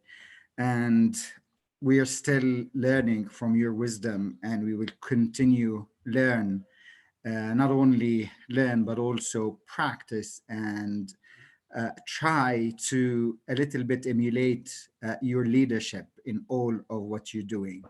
So probably my words today will look or sound dry, but I, as you know, represent the United Nations Environment Program, and I need to reflect what we want to see happening and what we believe is the new norm. As all you know, the Earth Day was, started 50 years ago. And it was because of the frustration of the people, and it has changed the world views on environmental issues. And ironically, today, a pandemic is also changing the views of the world, but not only the views, but must change the actions towards a better future. So the world has ended the way we knew it. But of course, it can be a better world if we all want that to be, and if we all collaborate for that. Probably you've heard Mr. Antonio Guterres, the UN Secretary General, saying lately, when we get past this crisis, and we will face a choice. We can go back to the world as it was before, or we deal decisively with those issues that make us all unnecessarily vulnerable to the crisis. So indeed, we can have our kids or grandkids in 50 years from now look back and say, our parents have made the right choice, or they would say, what a mess they have left for us. So let's positively imagine a world where we can make a change and where we have made the right choice. So I would like to share with you a few points that we think are essential to making the new normal. So first of all, we need not only as faith communities and leaders, but also all the societies of the world. We need to be part of the solution, and which requires that we change our behaviors and our attitudes as individuals, as citizens, and as followers, from being consumers to being sustainable creatures living on Earth. We were forced to be minimalists during this crisis and the pandemic and the lockdown. And we are still living, and we probably are happier than before. We talk to our friends and family members who we have not talked to in a long time. We probably are doing our work more efficiently, and we have probably certainly we have reduced our environmental footprint. But as Ms. Inger Anderson, the executive director of UNEP, said, these gains require a systemic shift to a more sustainable economy that works for both the people and the planet. The second point that I would like to make is that we need to build back better. So there's no doubt that this pandemic will have a dire socioeconomic consequences that we will feel for a long time, but we are responsible to building back better. We need to take on board the environmental signals that we have been seeing currently and what they mean for our future and well-being. Of course, because of COVID-19, we have learned many lessons, not by design, unfortunately, but by default. And the visible positive impacts that we are seeing, whether through improved air quality or reduced greenhouse gases or whatever, these are temporary positive signals, and we need to make them permanent. The third point that I would like to make is we need to be alert of the negative environmental impacts of the pandemic. We are seeing that medical and hazardous waste generated are being noticed on shores and beaches. There are calls to lift the bans on single-use plastics by some governments because they think it's more safe to use plastic bags and what have you to reduce the infections and so on. And of course, you've heard over the past couple of days how the prices of oil have gone historically low. But unfortunately, that encouraged some governments to start buying lots and lots of oil resources and reserves and store them for post-COVID-19 production. So we have to be alert and we have to watch that. Of course, the fourth point that I wanted to make is we need to continue relying and building and finding new scientific evidence that would support a sustainable living. Our climate change campaigns are built on what the scientists have clearly proved without a doubt. And we need to understand the causes of such diseases that are emerging. And we know that 75% of these diseases are infectious and are causing 1 billion cases of illness and more than millions and millions of deaths every year. But these are because of our way of altering our dealing with the life on Earth and the animals and the way we live with the wet markets and started eating live animals and so on. So we need to change the behaviors because this is what is leading to those diseases. And finally, we need, of course, to resort to a different type of economy, an economy that is inclusive and that is green, an economy that is driven by sustainability and a new way of living. And as we start building back better, relying, of course, on renewables, innovations, and sustainable technological advancements. But most importantly, the most important of all, we need a unifying leadership. And I believe you are those leaders that we count on to unite humanity. Thank you very much, and God bless you. So much, Iyad Abu Mughli, for such clear and compelling details and information on the causes, correlations, outcomes of the intersection between our individual actions, our systems of government, systems of economy, systems of politics, and the current and future state of Mother Earth. We also have Dr. Vandana Shiva with us, who will be speaking in the third panel, and I'm sure will also touch upon aspects that you referred to regarding the type of economy that we need to move into, that really is one that enables us to thrive while Mother Earth thrives, and that it doesn't have to be one or the other. It's a wonderful joy now to ask our Audrey Kitagawa, Chair of the Parliament of World Religions, to share with us her beautiful wisdom on this topic. Thank you so much, Sadhviji. And thank you all for this privilege to be together on this auspicious day to share about our faith as an agent of change to bring us back towards God, to oneness and fullness. And we contemplate on this panel, what actions do we as faith communities need to take to ease division and promote unity for all people on earth? As Professor Dr. Azza Karam so articulately said earlier, that this cooperative paradigm is very important for all of us to engage, for it speaks to the web of our interconnectivity and interdependence, that really no one acts in isolation.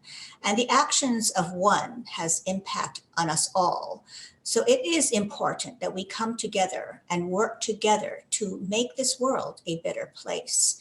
And it would be wonderful for all faith communities to encourage all people to return to the underlying values, ethics, and principles of the sacred texts and teachings of the great masters, which always set forth the importance of bringing ourselves in alignment with the universal spiritual laws of love, peace, harmony, and joy.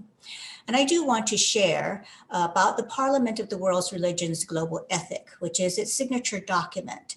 And it expresses this alignment as we can apply it to our lives. So there are 5 directives that really ultimately transcend religion, but yet provides the framework and addresses the values which those with as well as those without any faith traditions can aspire to and implement.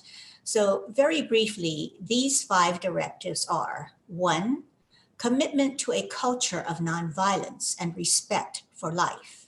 2, commitment to a culture of solidarity and a just economic order. And we have heard our speakers today addressing these points, and I'm sure we will hear other speakers address them as well. 3, a commitment to a culture of tolerance and a life of truthfulness. As Mahatma Gandhi said, satyagraha, truthfulness, is extremely important. 4, commitment to a culture of equal rights and partnership between men and women. So it is a gender equality. And 5, the commitment to a culture of sustainability and care for the earth. Since this is a conversation taking place within the context of the 50th anniversary of Earth Day, I'll focus on the 5th directive, which is a commitment to a culture of sustainability and care for the earth. So the principle articulated in this 5th directive is a remembrance of the good of all. And we should help to provide to the best of our ability for the needs and well-being of others. So principal to this is always a sense of mindfulness and a caring for the other. So the face of the other is not as an enemy, but as a mutual partner as we move through the sacred journey of life in all respects. And we must remember that we must be good custodians of the earth for future generations. So all of us have responsibility to minimize our impact upon the earth and to refrain from treating living beings and the environment as mere things for our personal use, wastage, and enjoyment in a way that degrades Mother Earth. And we must understand that everything upon this earth, whether from the animal, plant, mineral, and human kingdoms, are sacred. Therefore, we must be prudent about our use of the resources, and we must be mindful of our impact upon the earth. And we should have fair consumption. So not to be greedy, not to, extract so that we can acquire more things. But in reality, our needs to survive as biological beings is quite minimal. And anything over our survival speaks to the level of our desire. And it would be very important for us in our spiritual practice to cut down on our desires. I had the privilege of having a wonderful spiritual mother who said, you must come to the desireless state, live simply. And therein was the articulation of a beautiful, important principle, so succinctly and wonderfully said. Our young people must also be encouraged to participate on this reduction of consumption and to understand that we must see our value in society not as consumers, but rather as selfless persons who are willing to serve others for the betterment of humanity. In most spiritual and religious traditions, seva, selfless service, is an important practice in the development of our spiritual lives and to cultivate the heart of compassion, kindness, and love for others. To be authentically human in the spirit of our religious, spiritual, and cultural traditions means that our relationship with each other and with the larger living world should be based on respect, care, and gratitude. All traditions teach that. On April 5th, we recently celebrated Golden Rule Day and the International Day of Conscience. And the Golden Rule very simply says, treat others the way you want to be treated. It is a universal moral principle that is simply set forth and must be practiced. And the International Day of Conscience calls upon every person to participate in celebrating our diversity and inclusiveness, and also speaks about this paradigm of cooperation. And in all of the multilateral processes that we undertake to express our cooperation, we are each imbued with divine intelligence and creativity that will show us the way how to move in the set of values, attitudes, and behaviors that ultimately inspire the principles of freedom, justice, democracy, human rights, and solidarity. All of these special days, including this day, are calls for us to act, and they are layered aspects of action. For climate action, we're ultimately talking about the transformation of our individual and collective consciousness in the great confluence of the evolutionary flow of human consciousness to grow to the highest levels of awakening to our oneness and ultimately to our true purpose in life, which is to attain God realization. Thank you.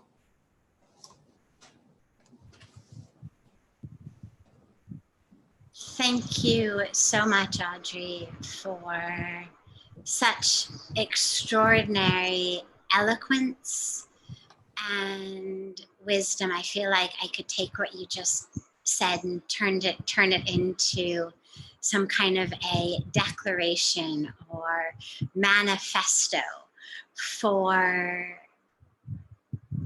the world of faith, people of faith, not just faith leaders, but people of faith, anybody who believes in God in any form, what that looks like in action, moving through planet Earth. So thank you so much for those beautiful words and for your extraordinary leadership. You both individually and the Parliament of the world's religions institutionally are both doing so much to really pave the way forward for the world of faith to come together for a brighter, a more sustainable, more peaceful future that we all need to live in. So thank you so much for that. And lastly, in this panel, we have the voice of WSSCC, the Water Supply and Sanitation Collaborative Council, one of our Global Interfaith WASH Alliance's great partners in the mission of bringing faith leaders together for action and for tangible action, particularly with regard to water, sanitation, and the environment. First, we will have a couple of pre-recorded words from the executive director of WSSCC, Sue Coates, and then we will have a few words from Matthias, who I will introduce at that point. But now a few words from Sue.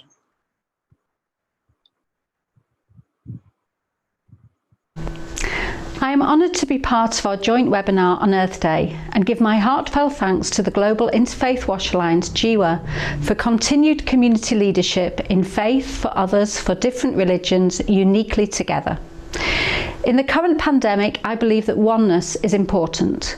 This fundamental creative force that is present in all life is only realised if each of us recognises and aligns with it. During COVID-19, we are all together yet alone. We are taking actions to protect our loved ones, practicing hand washing with soap and maintaining physical distance. We are also coming to terms with being part of something beyond ourselves. Everyone equally at risk and uniquely valuable. As national lockdowns are eased, the global community will face a post-COVID-19 world with a new normal. The hope for many is that our new normal will be profoundly different and better. Our new normal will be about actions that drive a collective good. This year, Earth Day is marking its 50th anniversary. It is widely seen as the largest secular observance in the world. It is a day when action to change human behaviour and create global, national and local policy changes can happen. My hope is that our new normal will finally see a healthy world for all, where everyone can attain a high level of health, where families can act supported by affordable and accessible public health services, sanitation and hygiene included. Yet sadly for billions living in poverty, these services remain out of reach. Therefore, equitable public health needs to go hand in hand with poverty reduction, strong stewardship and accountability. This is key to the achievement of the Sustainable Development Goals. I am fortunate to know many eminent faith leaders, women and men, each central to the powerful force that is now GIWA. Whether addressing a crowd of tens of thousands or conducting a small intimate satsang, interfaith is a constructive and positive interaction. It is capable of overturning harmful taboos, misinformation and prejudice, and it is creating new social norms and behaviours. I also know that the most respected faith leaders are those that can quietly connect with others, regardless of place in society, regardless of vulnerability, rich or poor, influencing those in the highest seat of public office, those on the margins of society also. When faith leaders come together, we witness something that no international development agency or government can hope to do alone. We see the ability to empower oneness. Recently, we worked together to ensure left behind populations in India have a voice in the National Review of SDG Progress. The provision of a safe, welcoming interfaith space for people who are systematically denied opportunities was an incredible moment.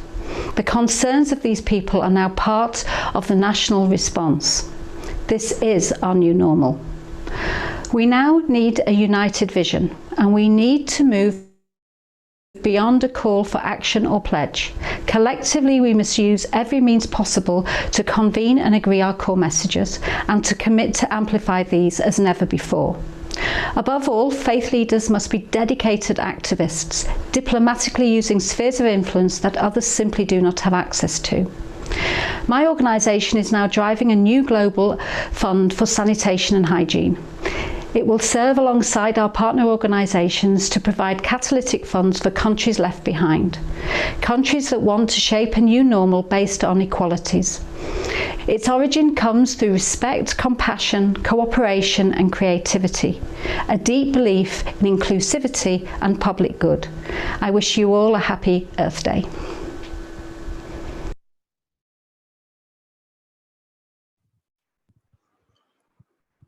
So those were the words of Sue Coates, the Executive Director of WSSCC.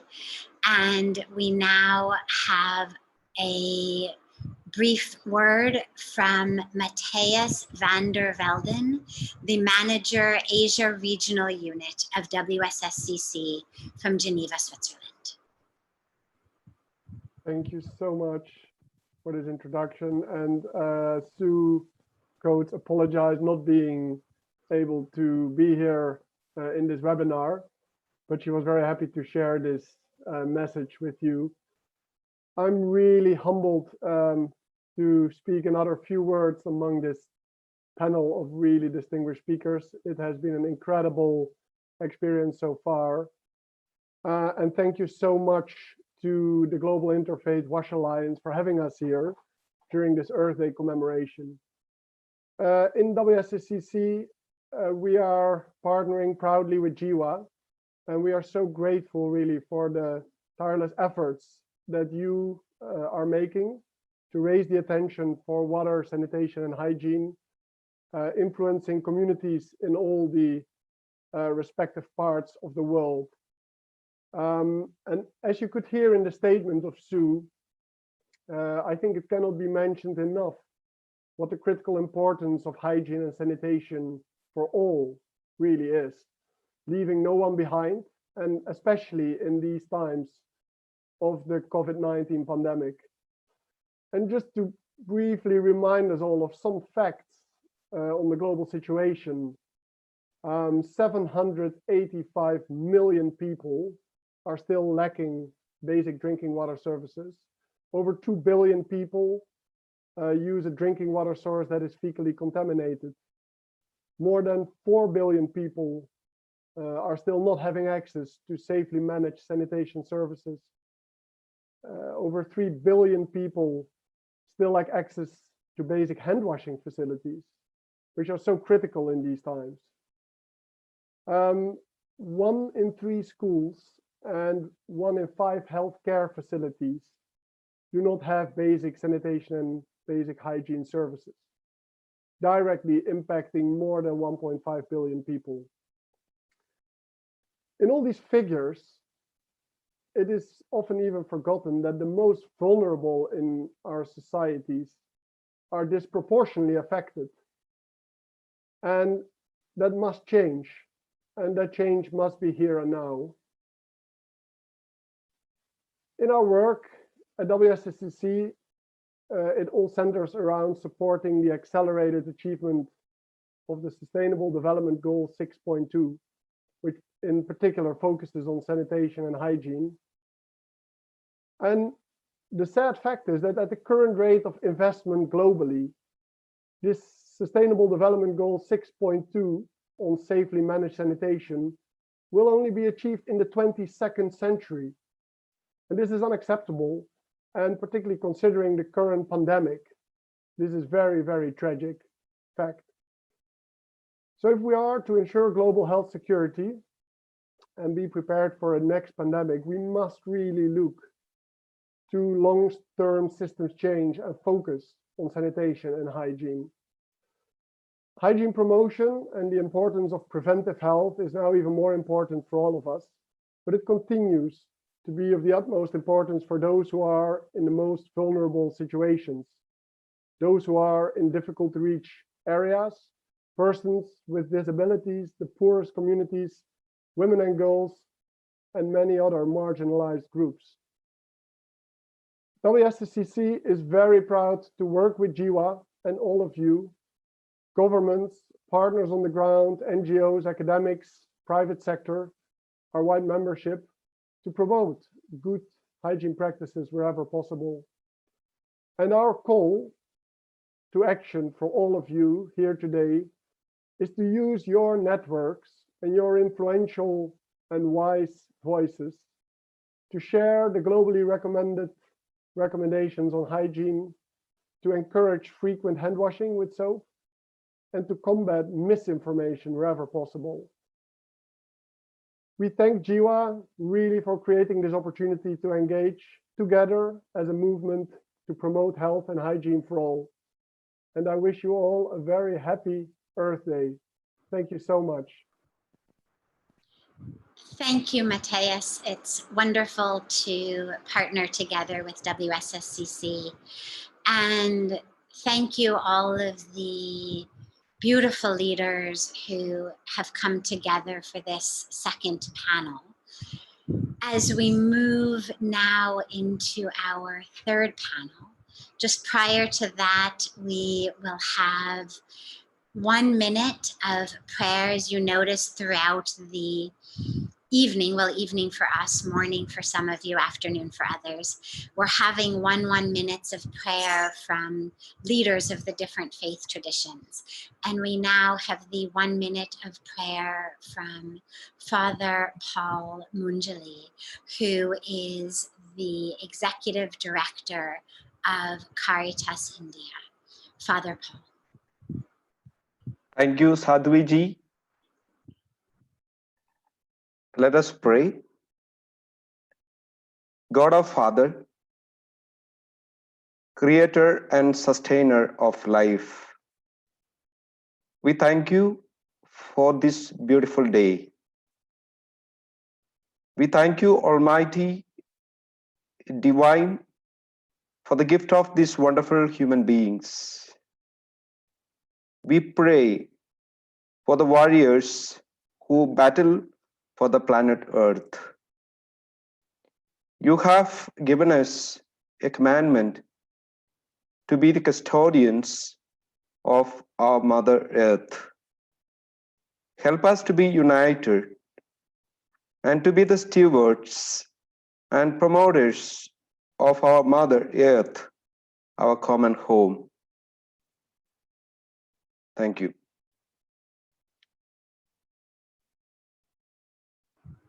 Thank you so much, Father Paul. And it's now a great joy to ask our Bhaisab Mohinder Singhji to share with us the prayer from the Sikh tradition. Both Father Paul and Bhaisab Ji will be on our third panel where you'll have the opportunity to hear more from them.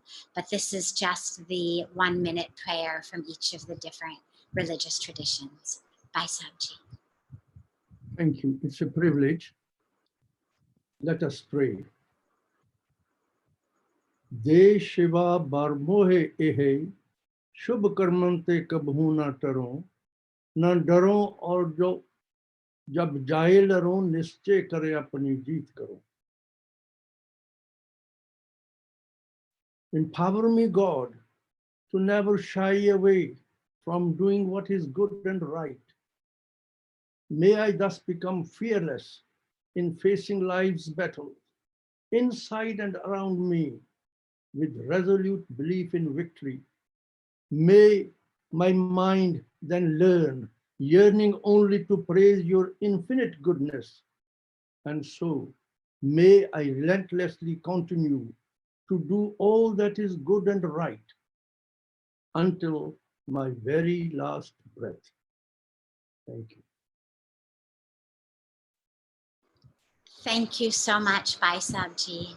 And we now have a very beautiful short musical interlude, Songs of Peace, by our beloved Karen Newman from America and also from the Netherlands, but who is here with us now in Rishikesh at Parmarth Niketan and part of our Divine Seva family here. And this song was actually inspired as she was reading the book Peace by Puja Swamiji, and so inspired by it, she wrote a song of peace for it. This is a song based on the words of Puja Swamiji from his book called Peace.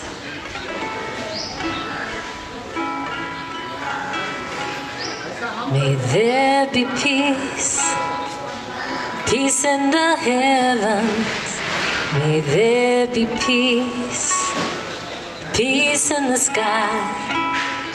May there be peace, peace in the atmosphere.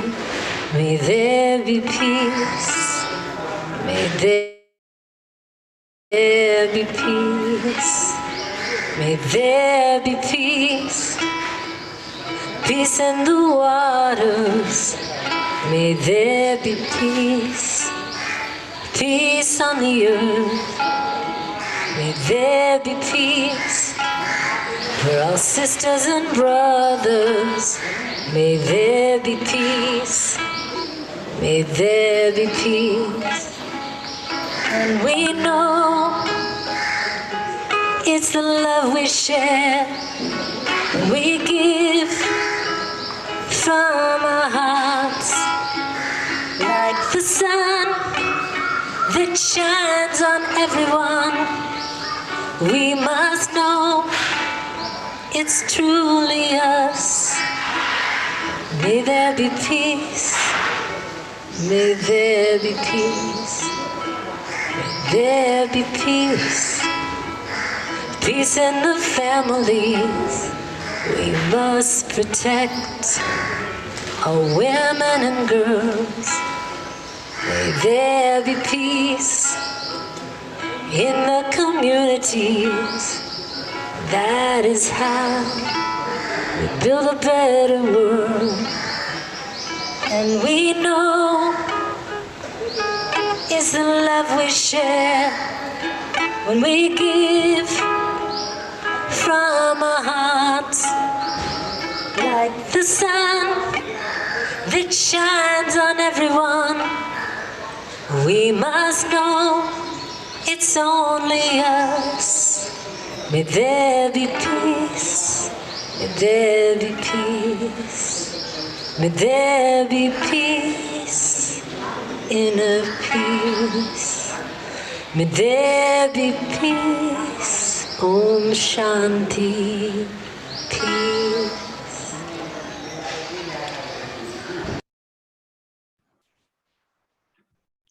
What a beautiful, beautiful song, and such an inspiration. And we now move into our third panel on sacred activism.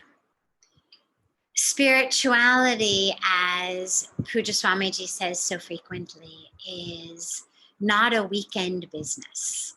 It's not just relegated to our places of worship or holy sites or our books or our time of prayer, but spirituality is actually that which flows through us and which infuses and informs and impacts every minute of every moment of our lives. It is who we are, not just what we do certain moments of the day.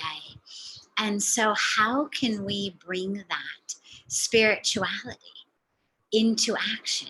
How can we, as leaders of faith, embody the teachings, the tenets of spirituality in not just our thoughts, not just our prayers, not just our mantras, but actually in every minute and every moment of our life, in every choice, every decision, every action, every movement. How can literally our lives be spirituality in action, prayer in action for ourselves and for our greater, what we call capital S self, which includes all of our sisters and brothers of every color, every culture, every creed, and even every species with whom we share this sacred planet. And with us, we have some extraordinary, extraordinary leaders.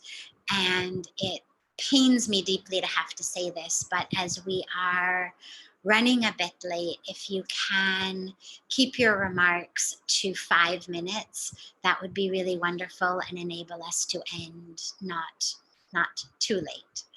And to begin the panel, it's a great honor to ask my beloved sister, Dr. Vandana Shiva, an extraordinary, extraordinary voice and Shakti and model for the environment, for ecology, for seeds, for women, for feminine leadership, both in India and all across the world. A scientist, an economist, a faith leader, and really everything.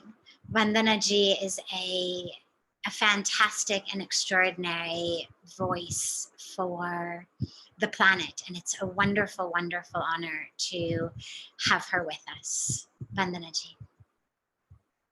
Thank you, Sadhvi Bhagwati, and to all the panelists and everyone listening to this webinar, a happy Earth Day. For me, our beautiful Mother Earth, Dharti Ma, is sacred. And that's why I've basically for the last 45 years dedicated myself into her service and a defense when she is violated.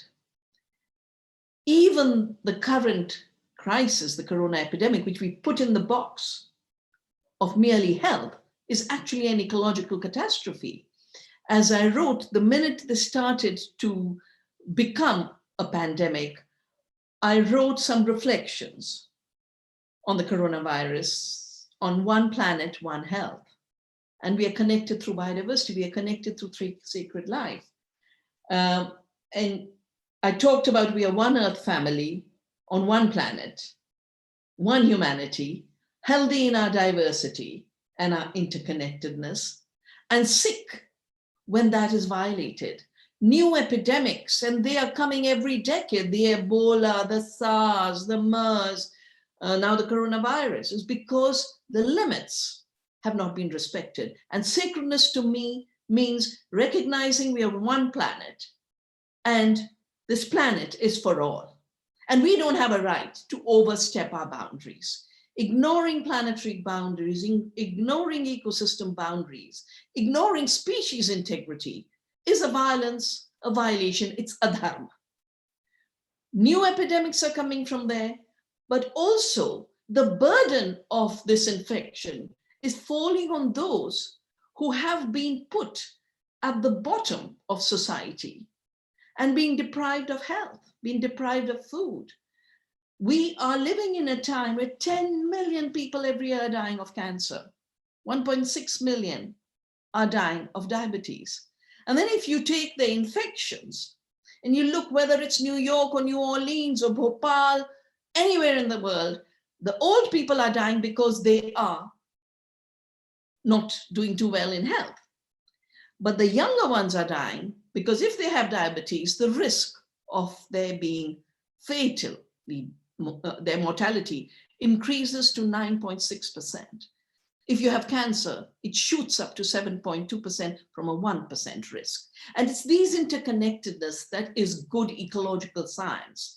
I have been a victim of many friends from the corporate world who constantly attack me because they believe in a reductionist mechanistic science. And mechanistic science is a rupture of our relationships. It's a failure to understand the delicate web of life. And this delicate web of life is a food web. That's what India's civilization has taught us. This is what my science is teaching me. I trained in quantum theory, and I understand, just like a quanta has potential to be a wave or a particle, we as human beings have a potential to be sick or healthy.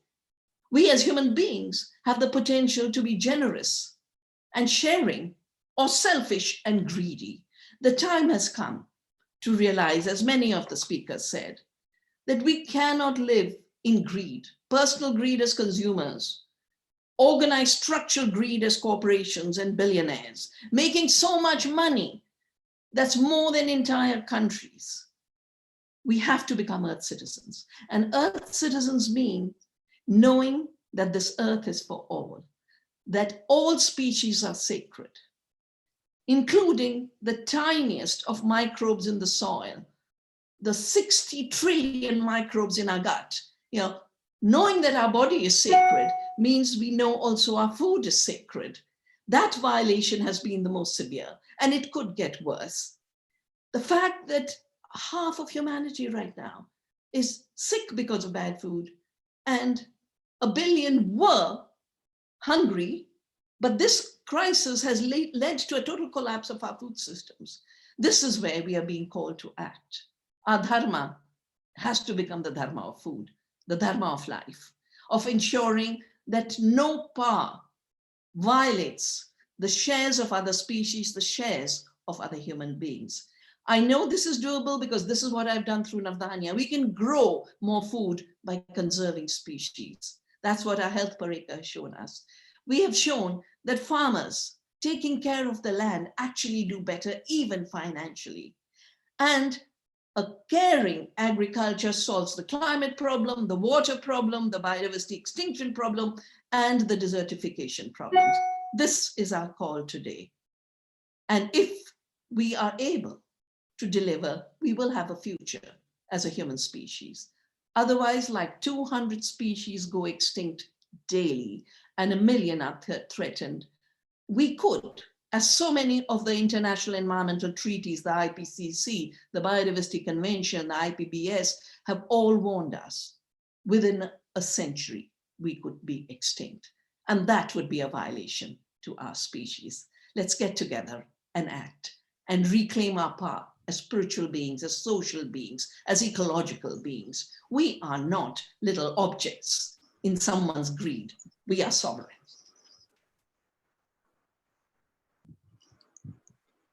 Thank you, Vandanaji, for such wisdom as always, and such passion for compassion, and for truly showing and living and modeling the way that it can be done. Many people are acutely aware of the problem and perhaps theoretically aware of a solution. But one of the really beautiful aspects of your leadership is an embodiment through your life, through your work, of what that solution actually can look like when implemented. So thank you so much for being with us. It's such a joy to have you. And I now will ask, with great love and great joy, Professor Andrew Harvey, who is a world-renowned author and speaker. He's the founder and director of the Institute for Sacred Activism. How do we take our faith, our love for God into action? What does that look like? And it's such a joy to have Andrew with us. I remember 30 plus years ago, or 25 plus years ago, being in a class that he taught at the California Institute of Integral Studies on Rumi and on Ramakrishna, long before I came to India, at a time when I didn't know anything about either of them. But his connection to both was truly a transmission, and it's a wonderful joy to have him with us. Andrew.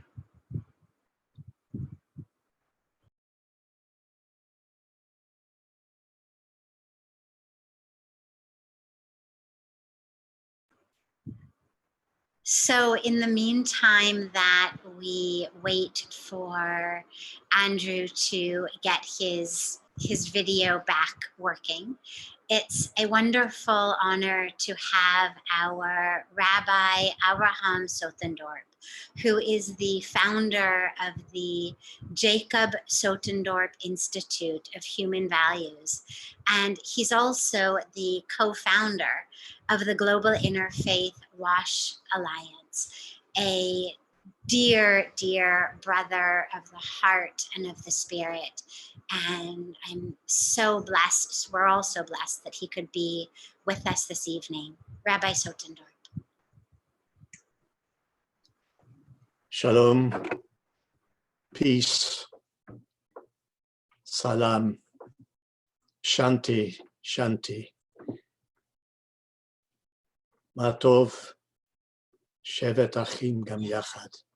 How blessed are we to be together with sisters and brothers, and to be again in one of my dearest homes at Rishikesh, near the bank of Ganga, and Puchi Swami, and the togetherness. I would like to honor everyone who has spoken, and the words come together. As never before in history, common destiny beckons us to seek a new beginning. Those words from the Earth Charter 20 years ago echo today in a message from the Vatican. And we are before a tremendous challenge to accomplish what Dr. Shiva has said, and to accomplish what dear Asa Karam has said. To take the lessons of this oneness. The whole world community is one family. But it is also part of one earth community with a common destiny. In front of us are 10 years. 10 years to accomplish the Sustainable Development Goals and to do what is just to the earth, to our environment, to the water, to everything that surrounds us, and to justice to ourselves. The words, "V'ahavta l're'echa kamocha," love your neighbor as yourself, is a core principle in all spiritual traditions. It means also, according to Judaism, that you should not say, because I'm cursed, you should be cursed. Because if you do that, you tarnish the image of God. And so in this period of time, when we are faced with the fact that if I am contaminated, I can bring the curse of contamination. I can not take care because I'm somewhere in danger, but I don't care about you. And the other who is not contaminated can say, I'm safe. I don't have a responsibility for you. So this isolation that many of us are living now brings us nearer together, and in the realization that you, the other, and I, we are together responsible for each other. And so let us act and work together. And I agree with Asa Karam that we as a people from faith, in the different institutions of religion, we have the responsibility to show the example of the deepest form of cooperation. That is not seeking anything for ourselves, and to see in our hearts and our bodies, is there internal pollution? Is there something that makes us follow an ego in ourselves? And to recover in the meditative, in the prayer, in our being together, the urge of the goodness, because fortunately, goodness is also contagious. You know, these are days for the Jewish people also for remembering the Shoah, the Holocaust. In that time, my father was in a farm with heroic Catholics, and he was in a pit in the ground, not knowing whether I was alive, a baby in the hands of other heroes. And when he had to explain what is the essence to someone who was hidden just in it's a chicken farm, hundreds yards away, he wrote pieces of paper, and those pieces of paper returned to me by the man who was then a boy and survived. And when I look at them, I see these words. My young friend, never forget, God has created a human being to perfect the work, my work of creation, and establish a world in firm ground that I have given, filled with cooperation, love, truth, and righteousness. How was it possible for him to plant the future into the present? Yes, the parable has been given about the fruits from Lord Krishna. And also in the Talmud, there is this story of an old man who plants a fruit tree. And a young man comes and says, foolish man, you will never live long enough to see the fruits. And the old man says, I was fortunate to come not in a desert, but in a place where there are fruits. I don't want to transmit this world to you without fruits. I'm in some way this old man. And I speak to the young people that listen, and to all of you and to the world. Yes, I have penitence in my heart that we haven't had the courage and the wisdom to create this reality of beauty, that we have not taken more care of the earth, but we are learning. And we want you to be in this blessed place. And when we as people of faith and all others, but within us people of faith, really find each other so strongly, there is nothing that we could not achieve together. In just a practical moment, just a few days ago in Holland, we established an alliance of all religions and humanism, and we sent a letter to the government, not only to think of ourselves in Holland, and we are prepared to give a lot of money because the situation is in crisis, but to use a considerable percentage of that money to help people who are at the moment bereft of the infrastructure of medical care and are in dire need. And the Prime Minister embraced our idea. It is in study. I will keep you abreast. Even if we will not succeed to do everything that we want, we hope that Holland can give an example, and then that you all could maybe do the same in your governments, in your places, so that global solidarity, practical global solidarity, will prevail. Dear brothers and sisters, in Judaism, we believe that God is also praying. And the prayer of God is, may my love and compassion be stronger than my stern judgment.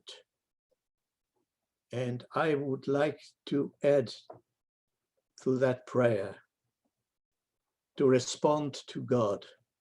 Oh God, may your prayer for health and justice and peace all over your precious earth be fulfilled by our deeds.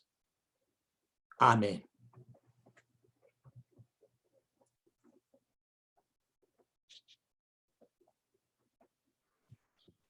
Thank you so much, Rabbi Sotendorp, for your beautiful words and your beautiful presence, and for always, wherever I've had the joy of seeing you, for dropping us deeply into truth and into love and into grace and gratitude.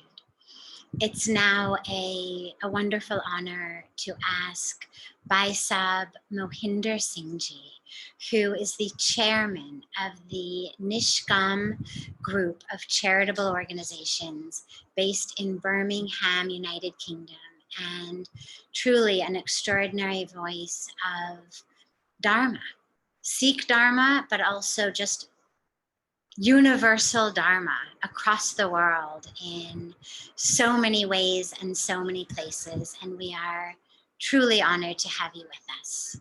Bye, Sabji. It is a privilege, Sadhviji, to be on this panel. I've been listening very carefully. I've been listening about oneness.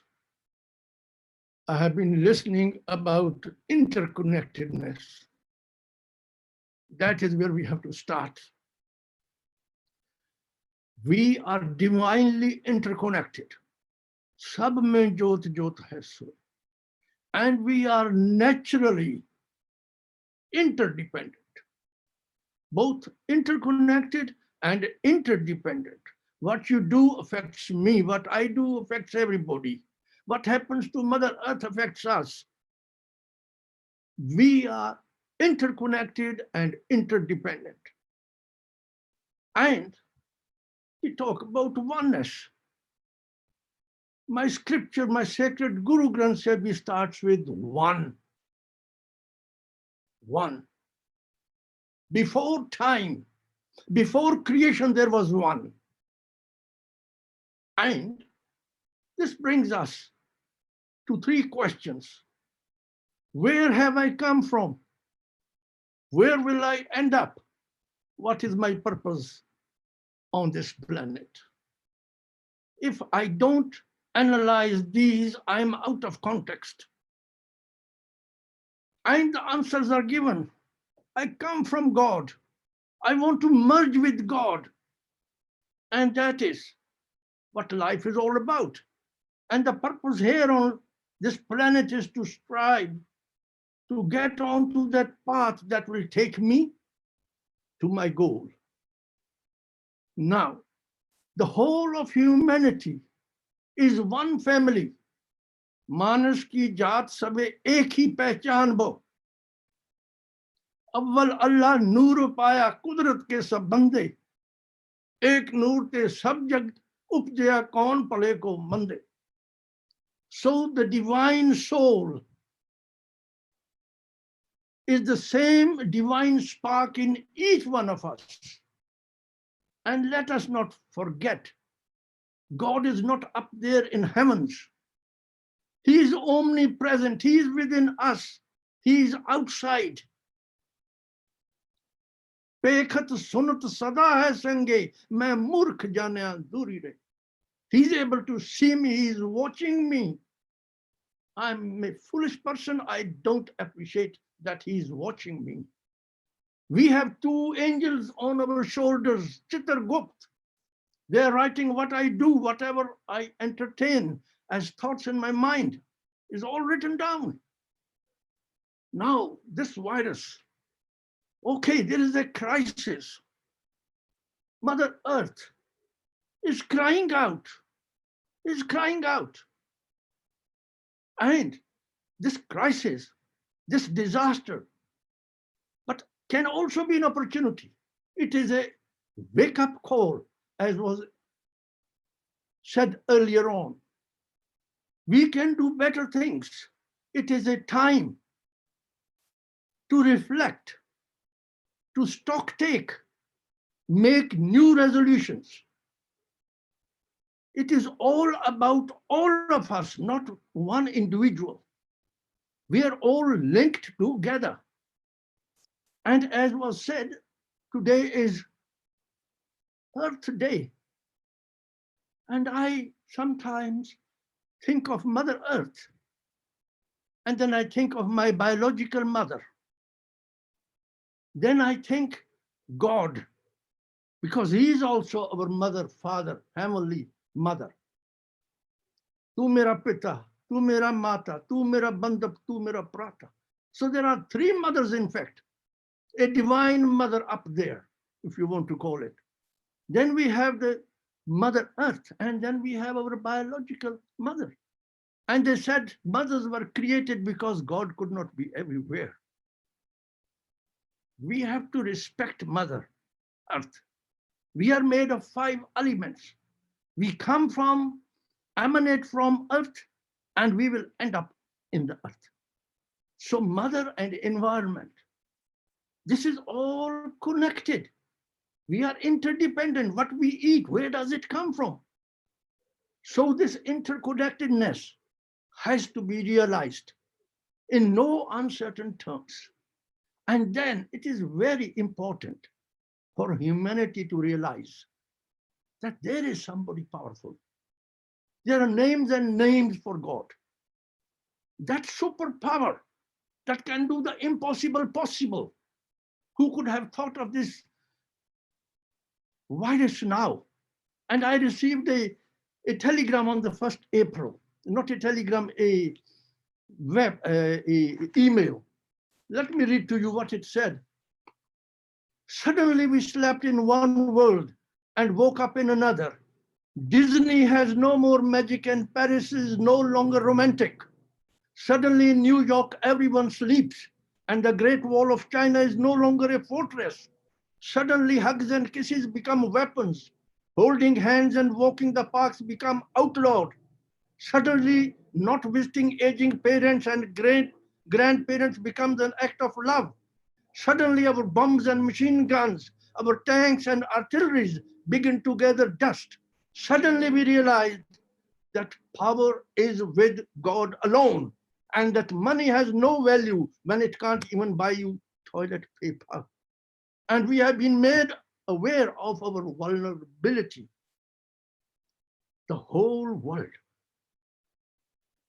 is at a juncture, at a point, it must think hard what we have to do. So there are certain things I wrote down very quickly. There's a need for deep reflection about life. There's a need for stock taking and making future resolutions. Of course, immediately there's a need for compliance with the government's advice, lockdown, self-isolation, social distancing, all those things we have to comply with.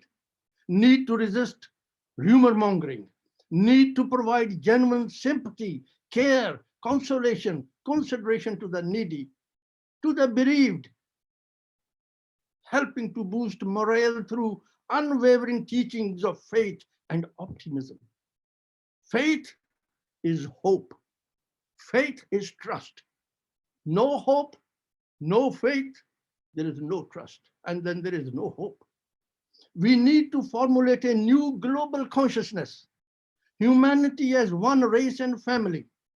unification of nations, working as teams as opposed to being enemies. We have to tweak and redefine the democratic model to be truly democratic, government of the people, by the people, for the people. It has started to become a game of numbers. We have to revisit the separation of church and the nation state. We have to form a global commonwealth. We have to reform UN to effectively become United Peoples Organization. We have to revisit Universal Declaration of Rights. We have to incorporate in it more responsibilities. All of a sudden we find rights are no longer there. Promote scientific research. Science and belief, science and faith have to work together. We need to formulate new concepts of global economy. We have to become frugal. We have to have fair trade between developed and developing countries.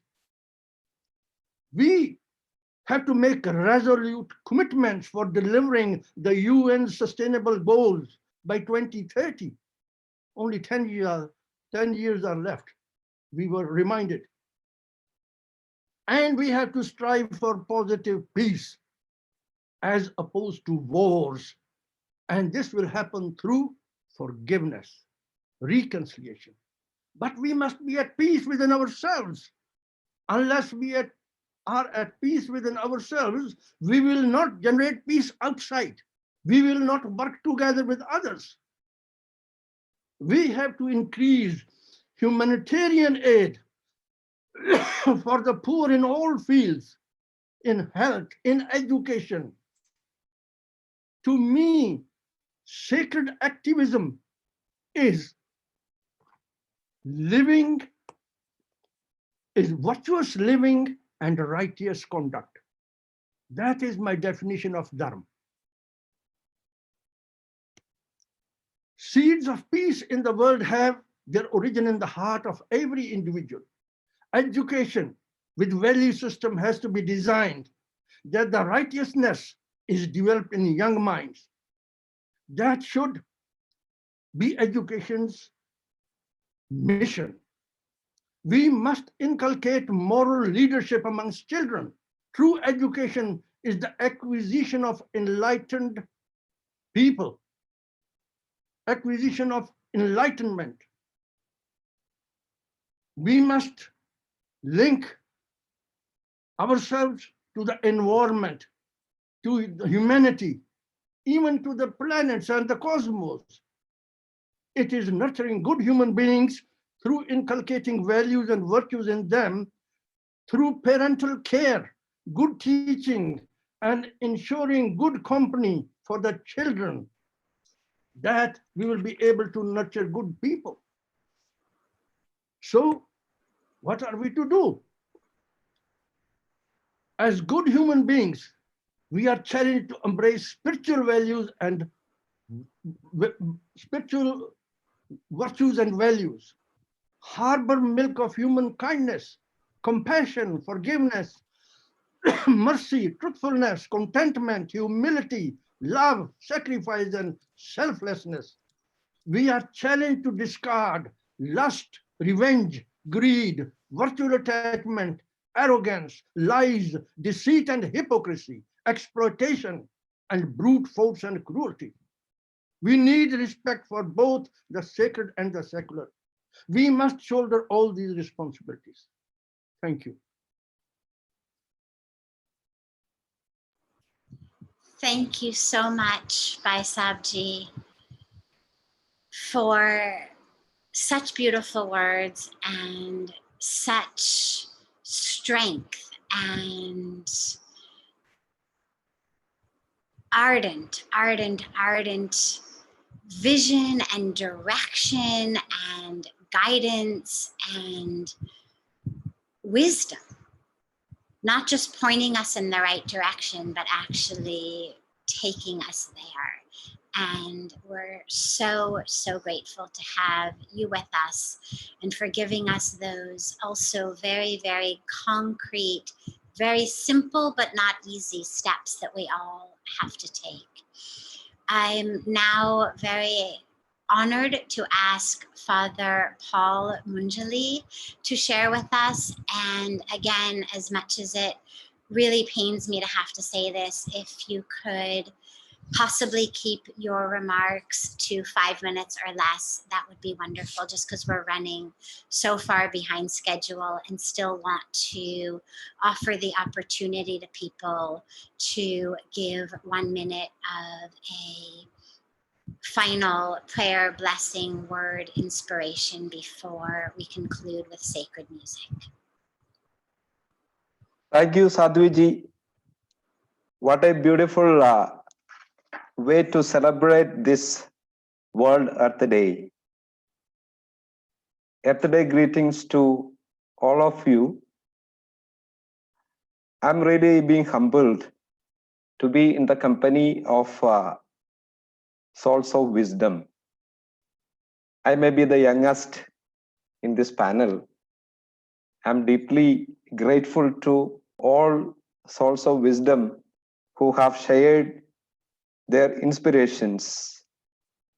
There is a lot of positivity, a lot of wisdom being brought in, a lot of connectedness, a lot of compassion, all that is coming out through the sharing. My dear friends, I am addressing from Delhi. You know, Delhi has usually unbreathable air, a smoke-choked city almost throughout the year.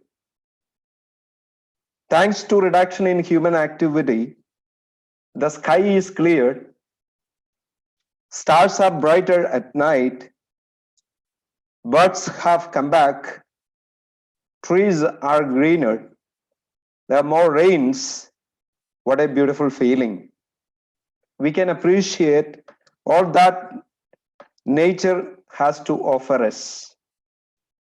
And we know all this because of COVID-19, the lockdown. Lockdown has reminded us of the beauty of nature. In these days of lockdown, I was praying to the Lord. I was meditating with the Lord. And the message I have been getting every day is listen, listen, listen. In the book of Bible, in the section of Psalms, Psalm 51 tells us that our Lord speaks, listen, listen, listen. I would feel that one of the most important message for us today is to listen to the Lord, to the Creator. Listen to our fellow human beings and listen to the nature. All these pathways will bring us a lot of wisdom. And we have been so blessed to get this wisdom free. But sad enough, we may not have paid attention to these beautiful messages that have been coming to us. Laudato si, mi Signore, the beautiful canticle which says, praise be to you, my Lord. In the words of this beautiful canticle of Saint Francis of Assisi, reminds that our common home is a beautiful mother, earth, who opens her arms to embrace us. However, earth herself is burdened and laid waste because of greed for profit. We let ourselves caught up in things and lured by haste. We are not shaken awake by the injustice across the world, nor do we listen to the cry of the poor or of our ailing planet. We carry on regardless, thinking we could stay healthy in a world that is sick. Now the world is sick, and we are being afraid of getting sick. We need to implore, as Pope Francis recently said in Urbi et Orbi, wake up, Lord. We need to affirm our faith as faith people, to listen to the cry of God, cry of poor, and cry of earth. Listen to the cry of nature and refrain from abusing her, but rather nourish her with our simple living. In this COVID time, we had the opportunity to bring a new initiative, something called the Garden of Eden. The Garden of Eden is nothing but an initiative of promoting small gardens of vegetable, flowers in our home-based environment, so that the children, the people at home having nothing much to do, they are actively engaged, giving back to the nature. And we continue with our mission of carbon fast initiatives, our simple initiative to reduce the carbon footprints. My dear friends, my second message would be that we need to promote a green faith, an eco-spirituality, a spirituality that embodies everything about nature, a deep love for our Mother Earth. And as already it's being said, it's a wake-up call for humanity. We know that our projects, our programs, our businesses are everything being locked down. All our narratives have been only for humans, forgetting other species of life, other forms of life. Maybe this is a wake-up call to regard, to respect all forms of life and their interconnectedness and interdependence. The new normal that we propose, we aspire for, should be centered around the 5 P's of sustainability of life. We know this language, the language of people, planet, prosperity, partnership, and peace. Peace and harmony is the final outcome. Let us collectively work towards this goal and make this planet a better place. Nature of our future depends on the future of our nature. My dear souls of wisdom, thank you for your patient listening. God bless. Thank you. Thank you so much, Father Paul. And this has been a truly, truly extraordinary and uplifting and inspiring panel. Before we have our conclusion, we have a very beautiful brief interlude of 2 minutes of sacred chants by our beautiful Shreya Lakhani from London, but now here with us in Rishikesh at Parmarth Niketan, and the one who has been coordinating with all of you for this beautiful webinar. And you're about to realize that not only is she a coordinator extraordinaire, but a beautiful, beautiful singer.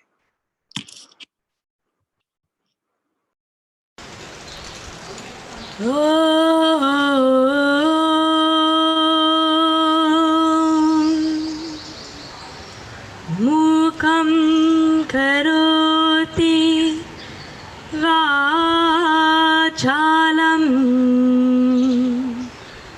bhangum langayate girim यत्कृपा तमहं वन्दे परमानन्दमाधवम् ॐ शान्तिः शान्तिः शान्तिः.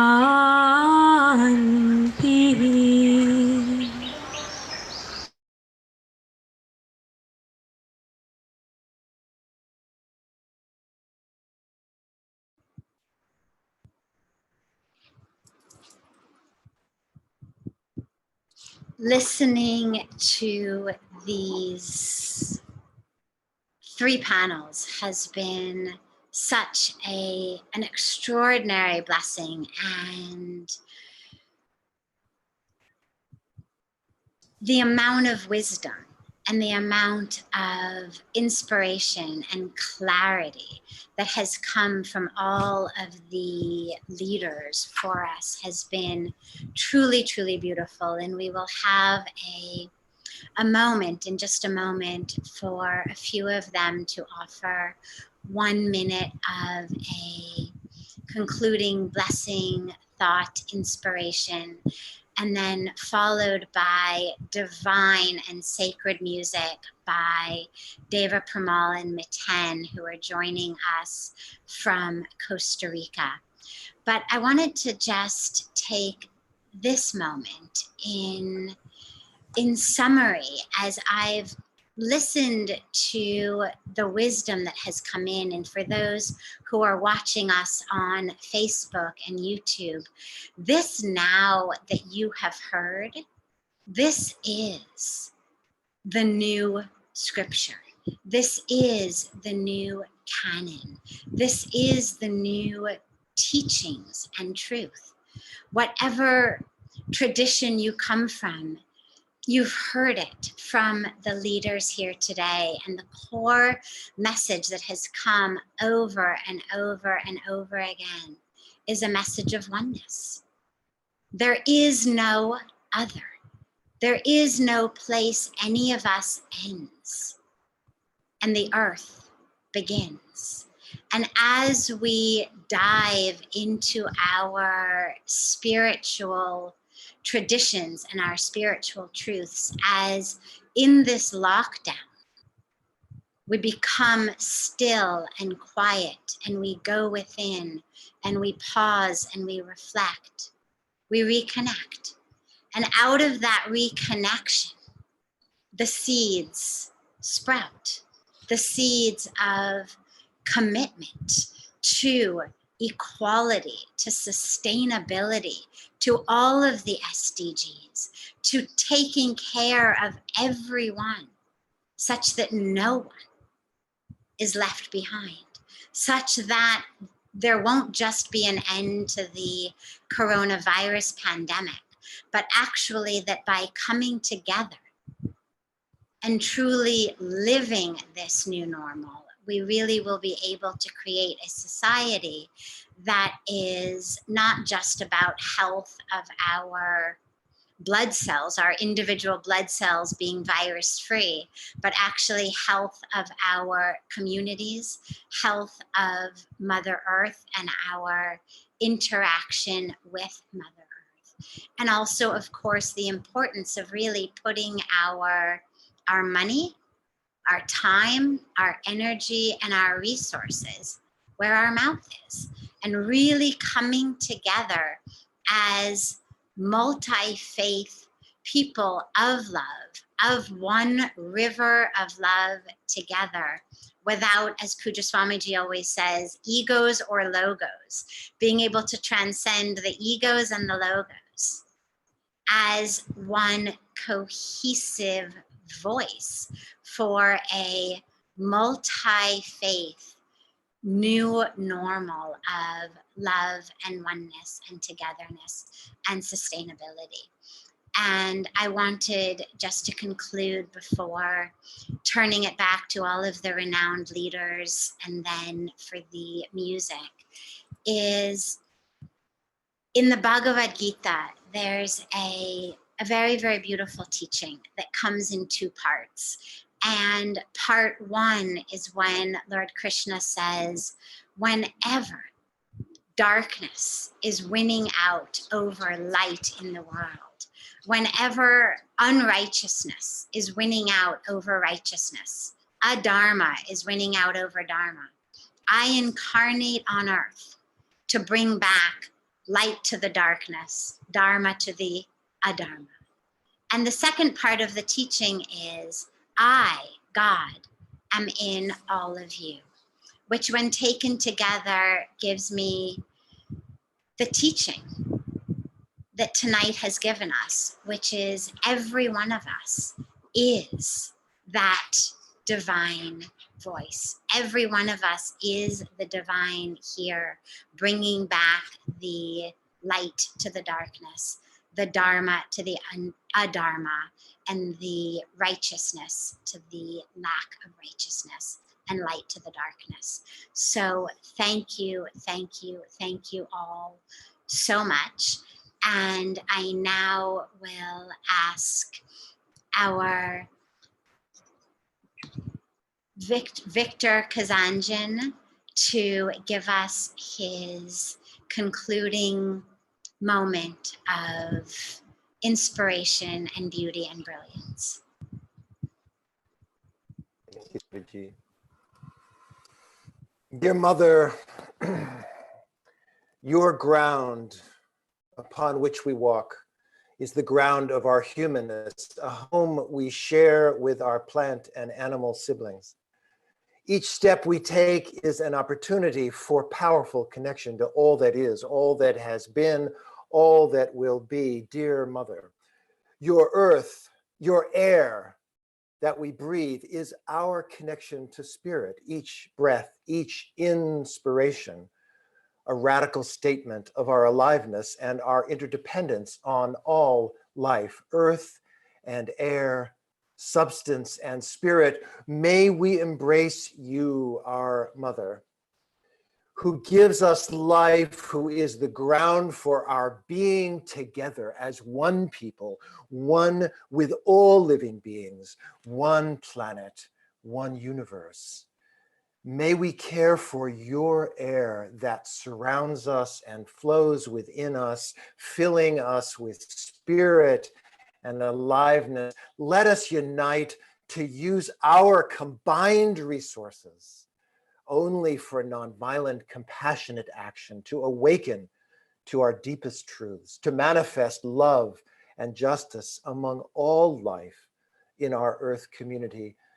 The great spirit of life is calling us to embrace our interconnectedness with one another, with all life, and with you, our Mother, who is our planetary island home. May we answer the call.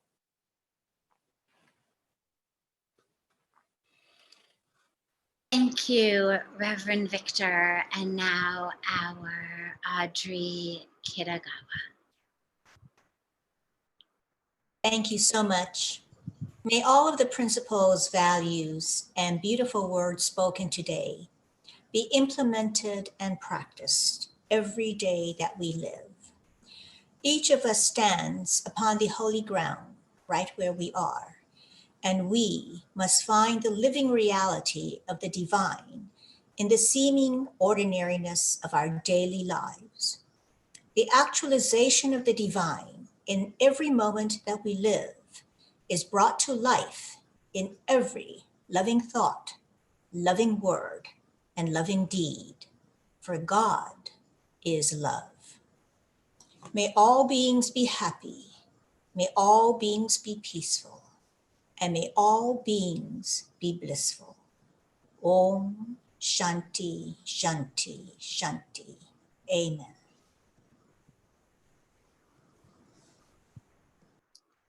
Thank you so much, Audrey. And now I request Puja Swamiji to offer the final words before we go into the sacred chants of our beloved Deva Parmalin Miten. I will request every one of you, let us pray. Today is a very auspicious and important day. To save the lives of so many all over the world, the health workers, and so many others working with them. If we can pray for all of them to have more strength,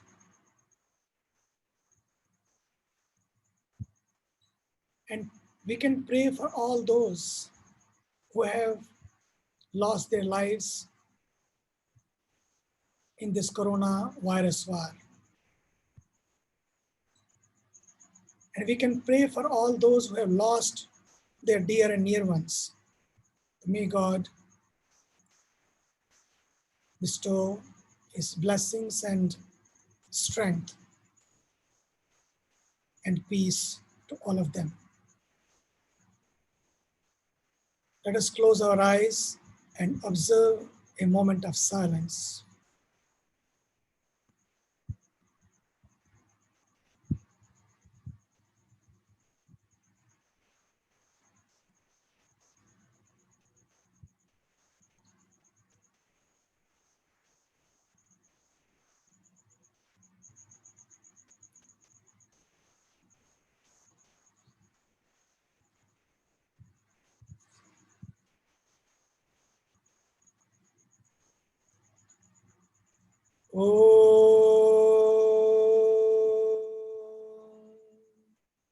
Purnamada Purnamidam Purnat Purnamudachyate Purnasya Purnamadaya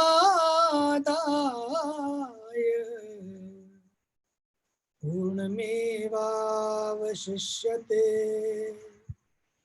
Om Shanti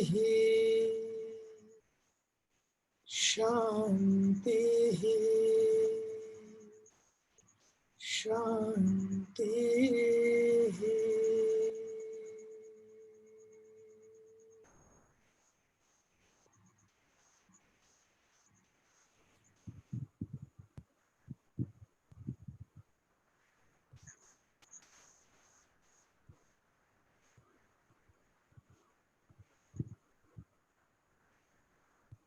And without breaking that sacred space, I will turn it over to the transmitters of the channels of the embodiments of sacred, sacred music. Beloved Deva Parmalin. The transmitters of the embodiments of sacred, sacred music. Beloved transmitters of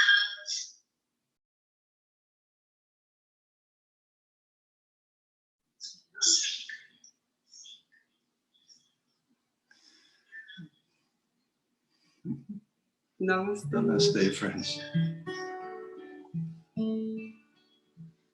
There is so much magnificence near the ocean.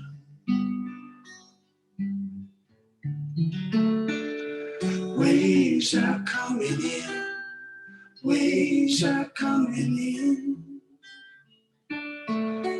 There is so much magnificence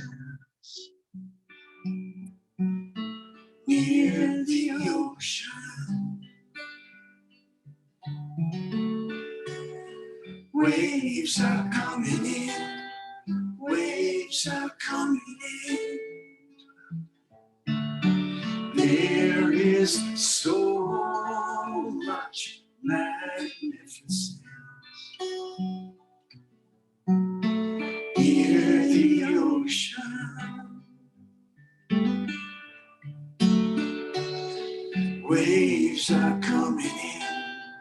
Waves are coming in. There is so much magnificence.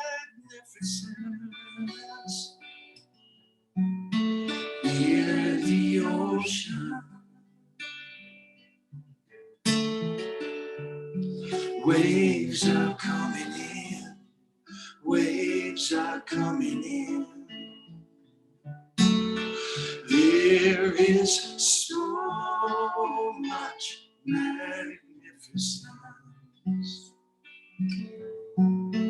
Near the ocean.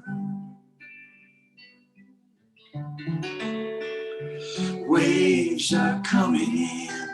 Waves of love are coming in.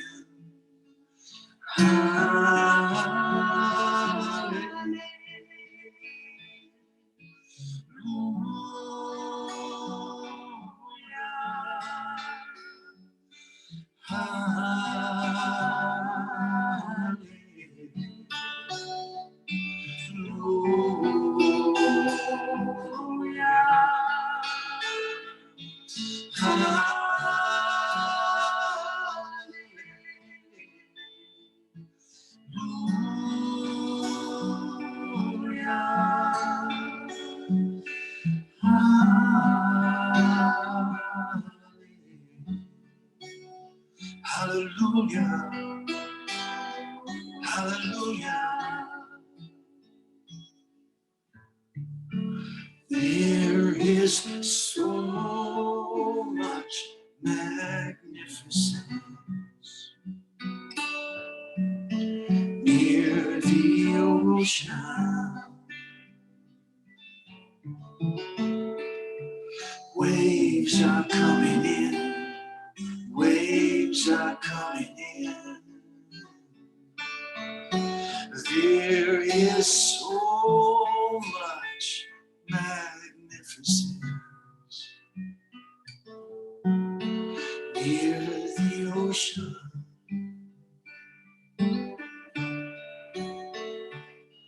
Waves are coming in. Waves are coming in. There is so much magnificence near the ocean.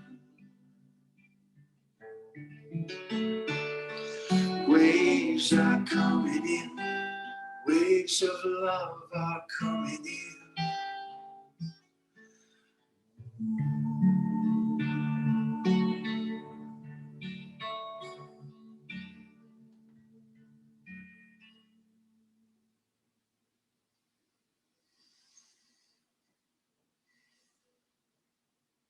Namaste.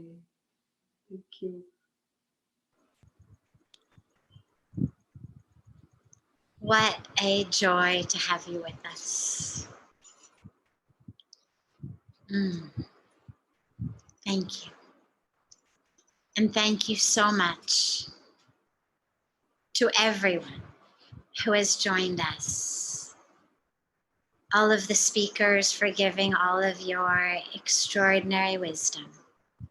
And for all of those who have tuned in now to drink this, take this, and become this new tomorrow and new normal. What a joy it's been to be together.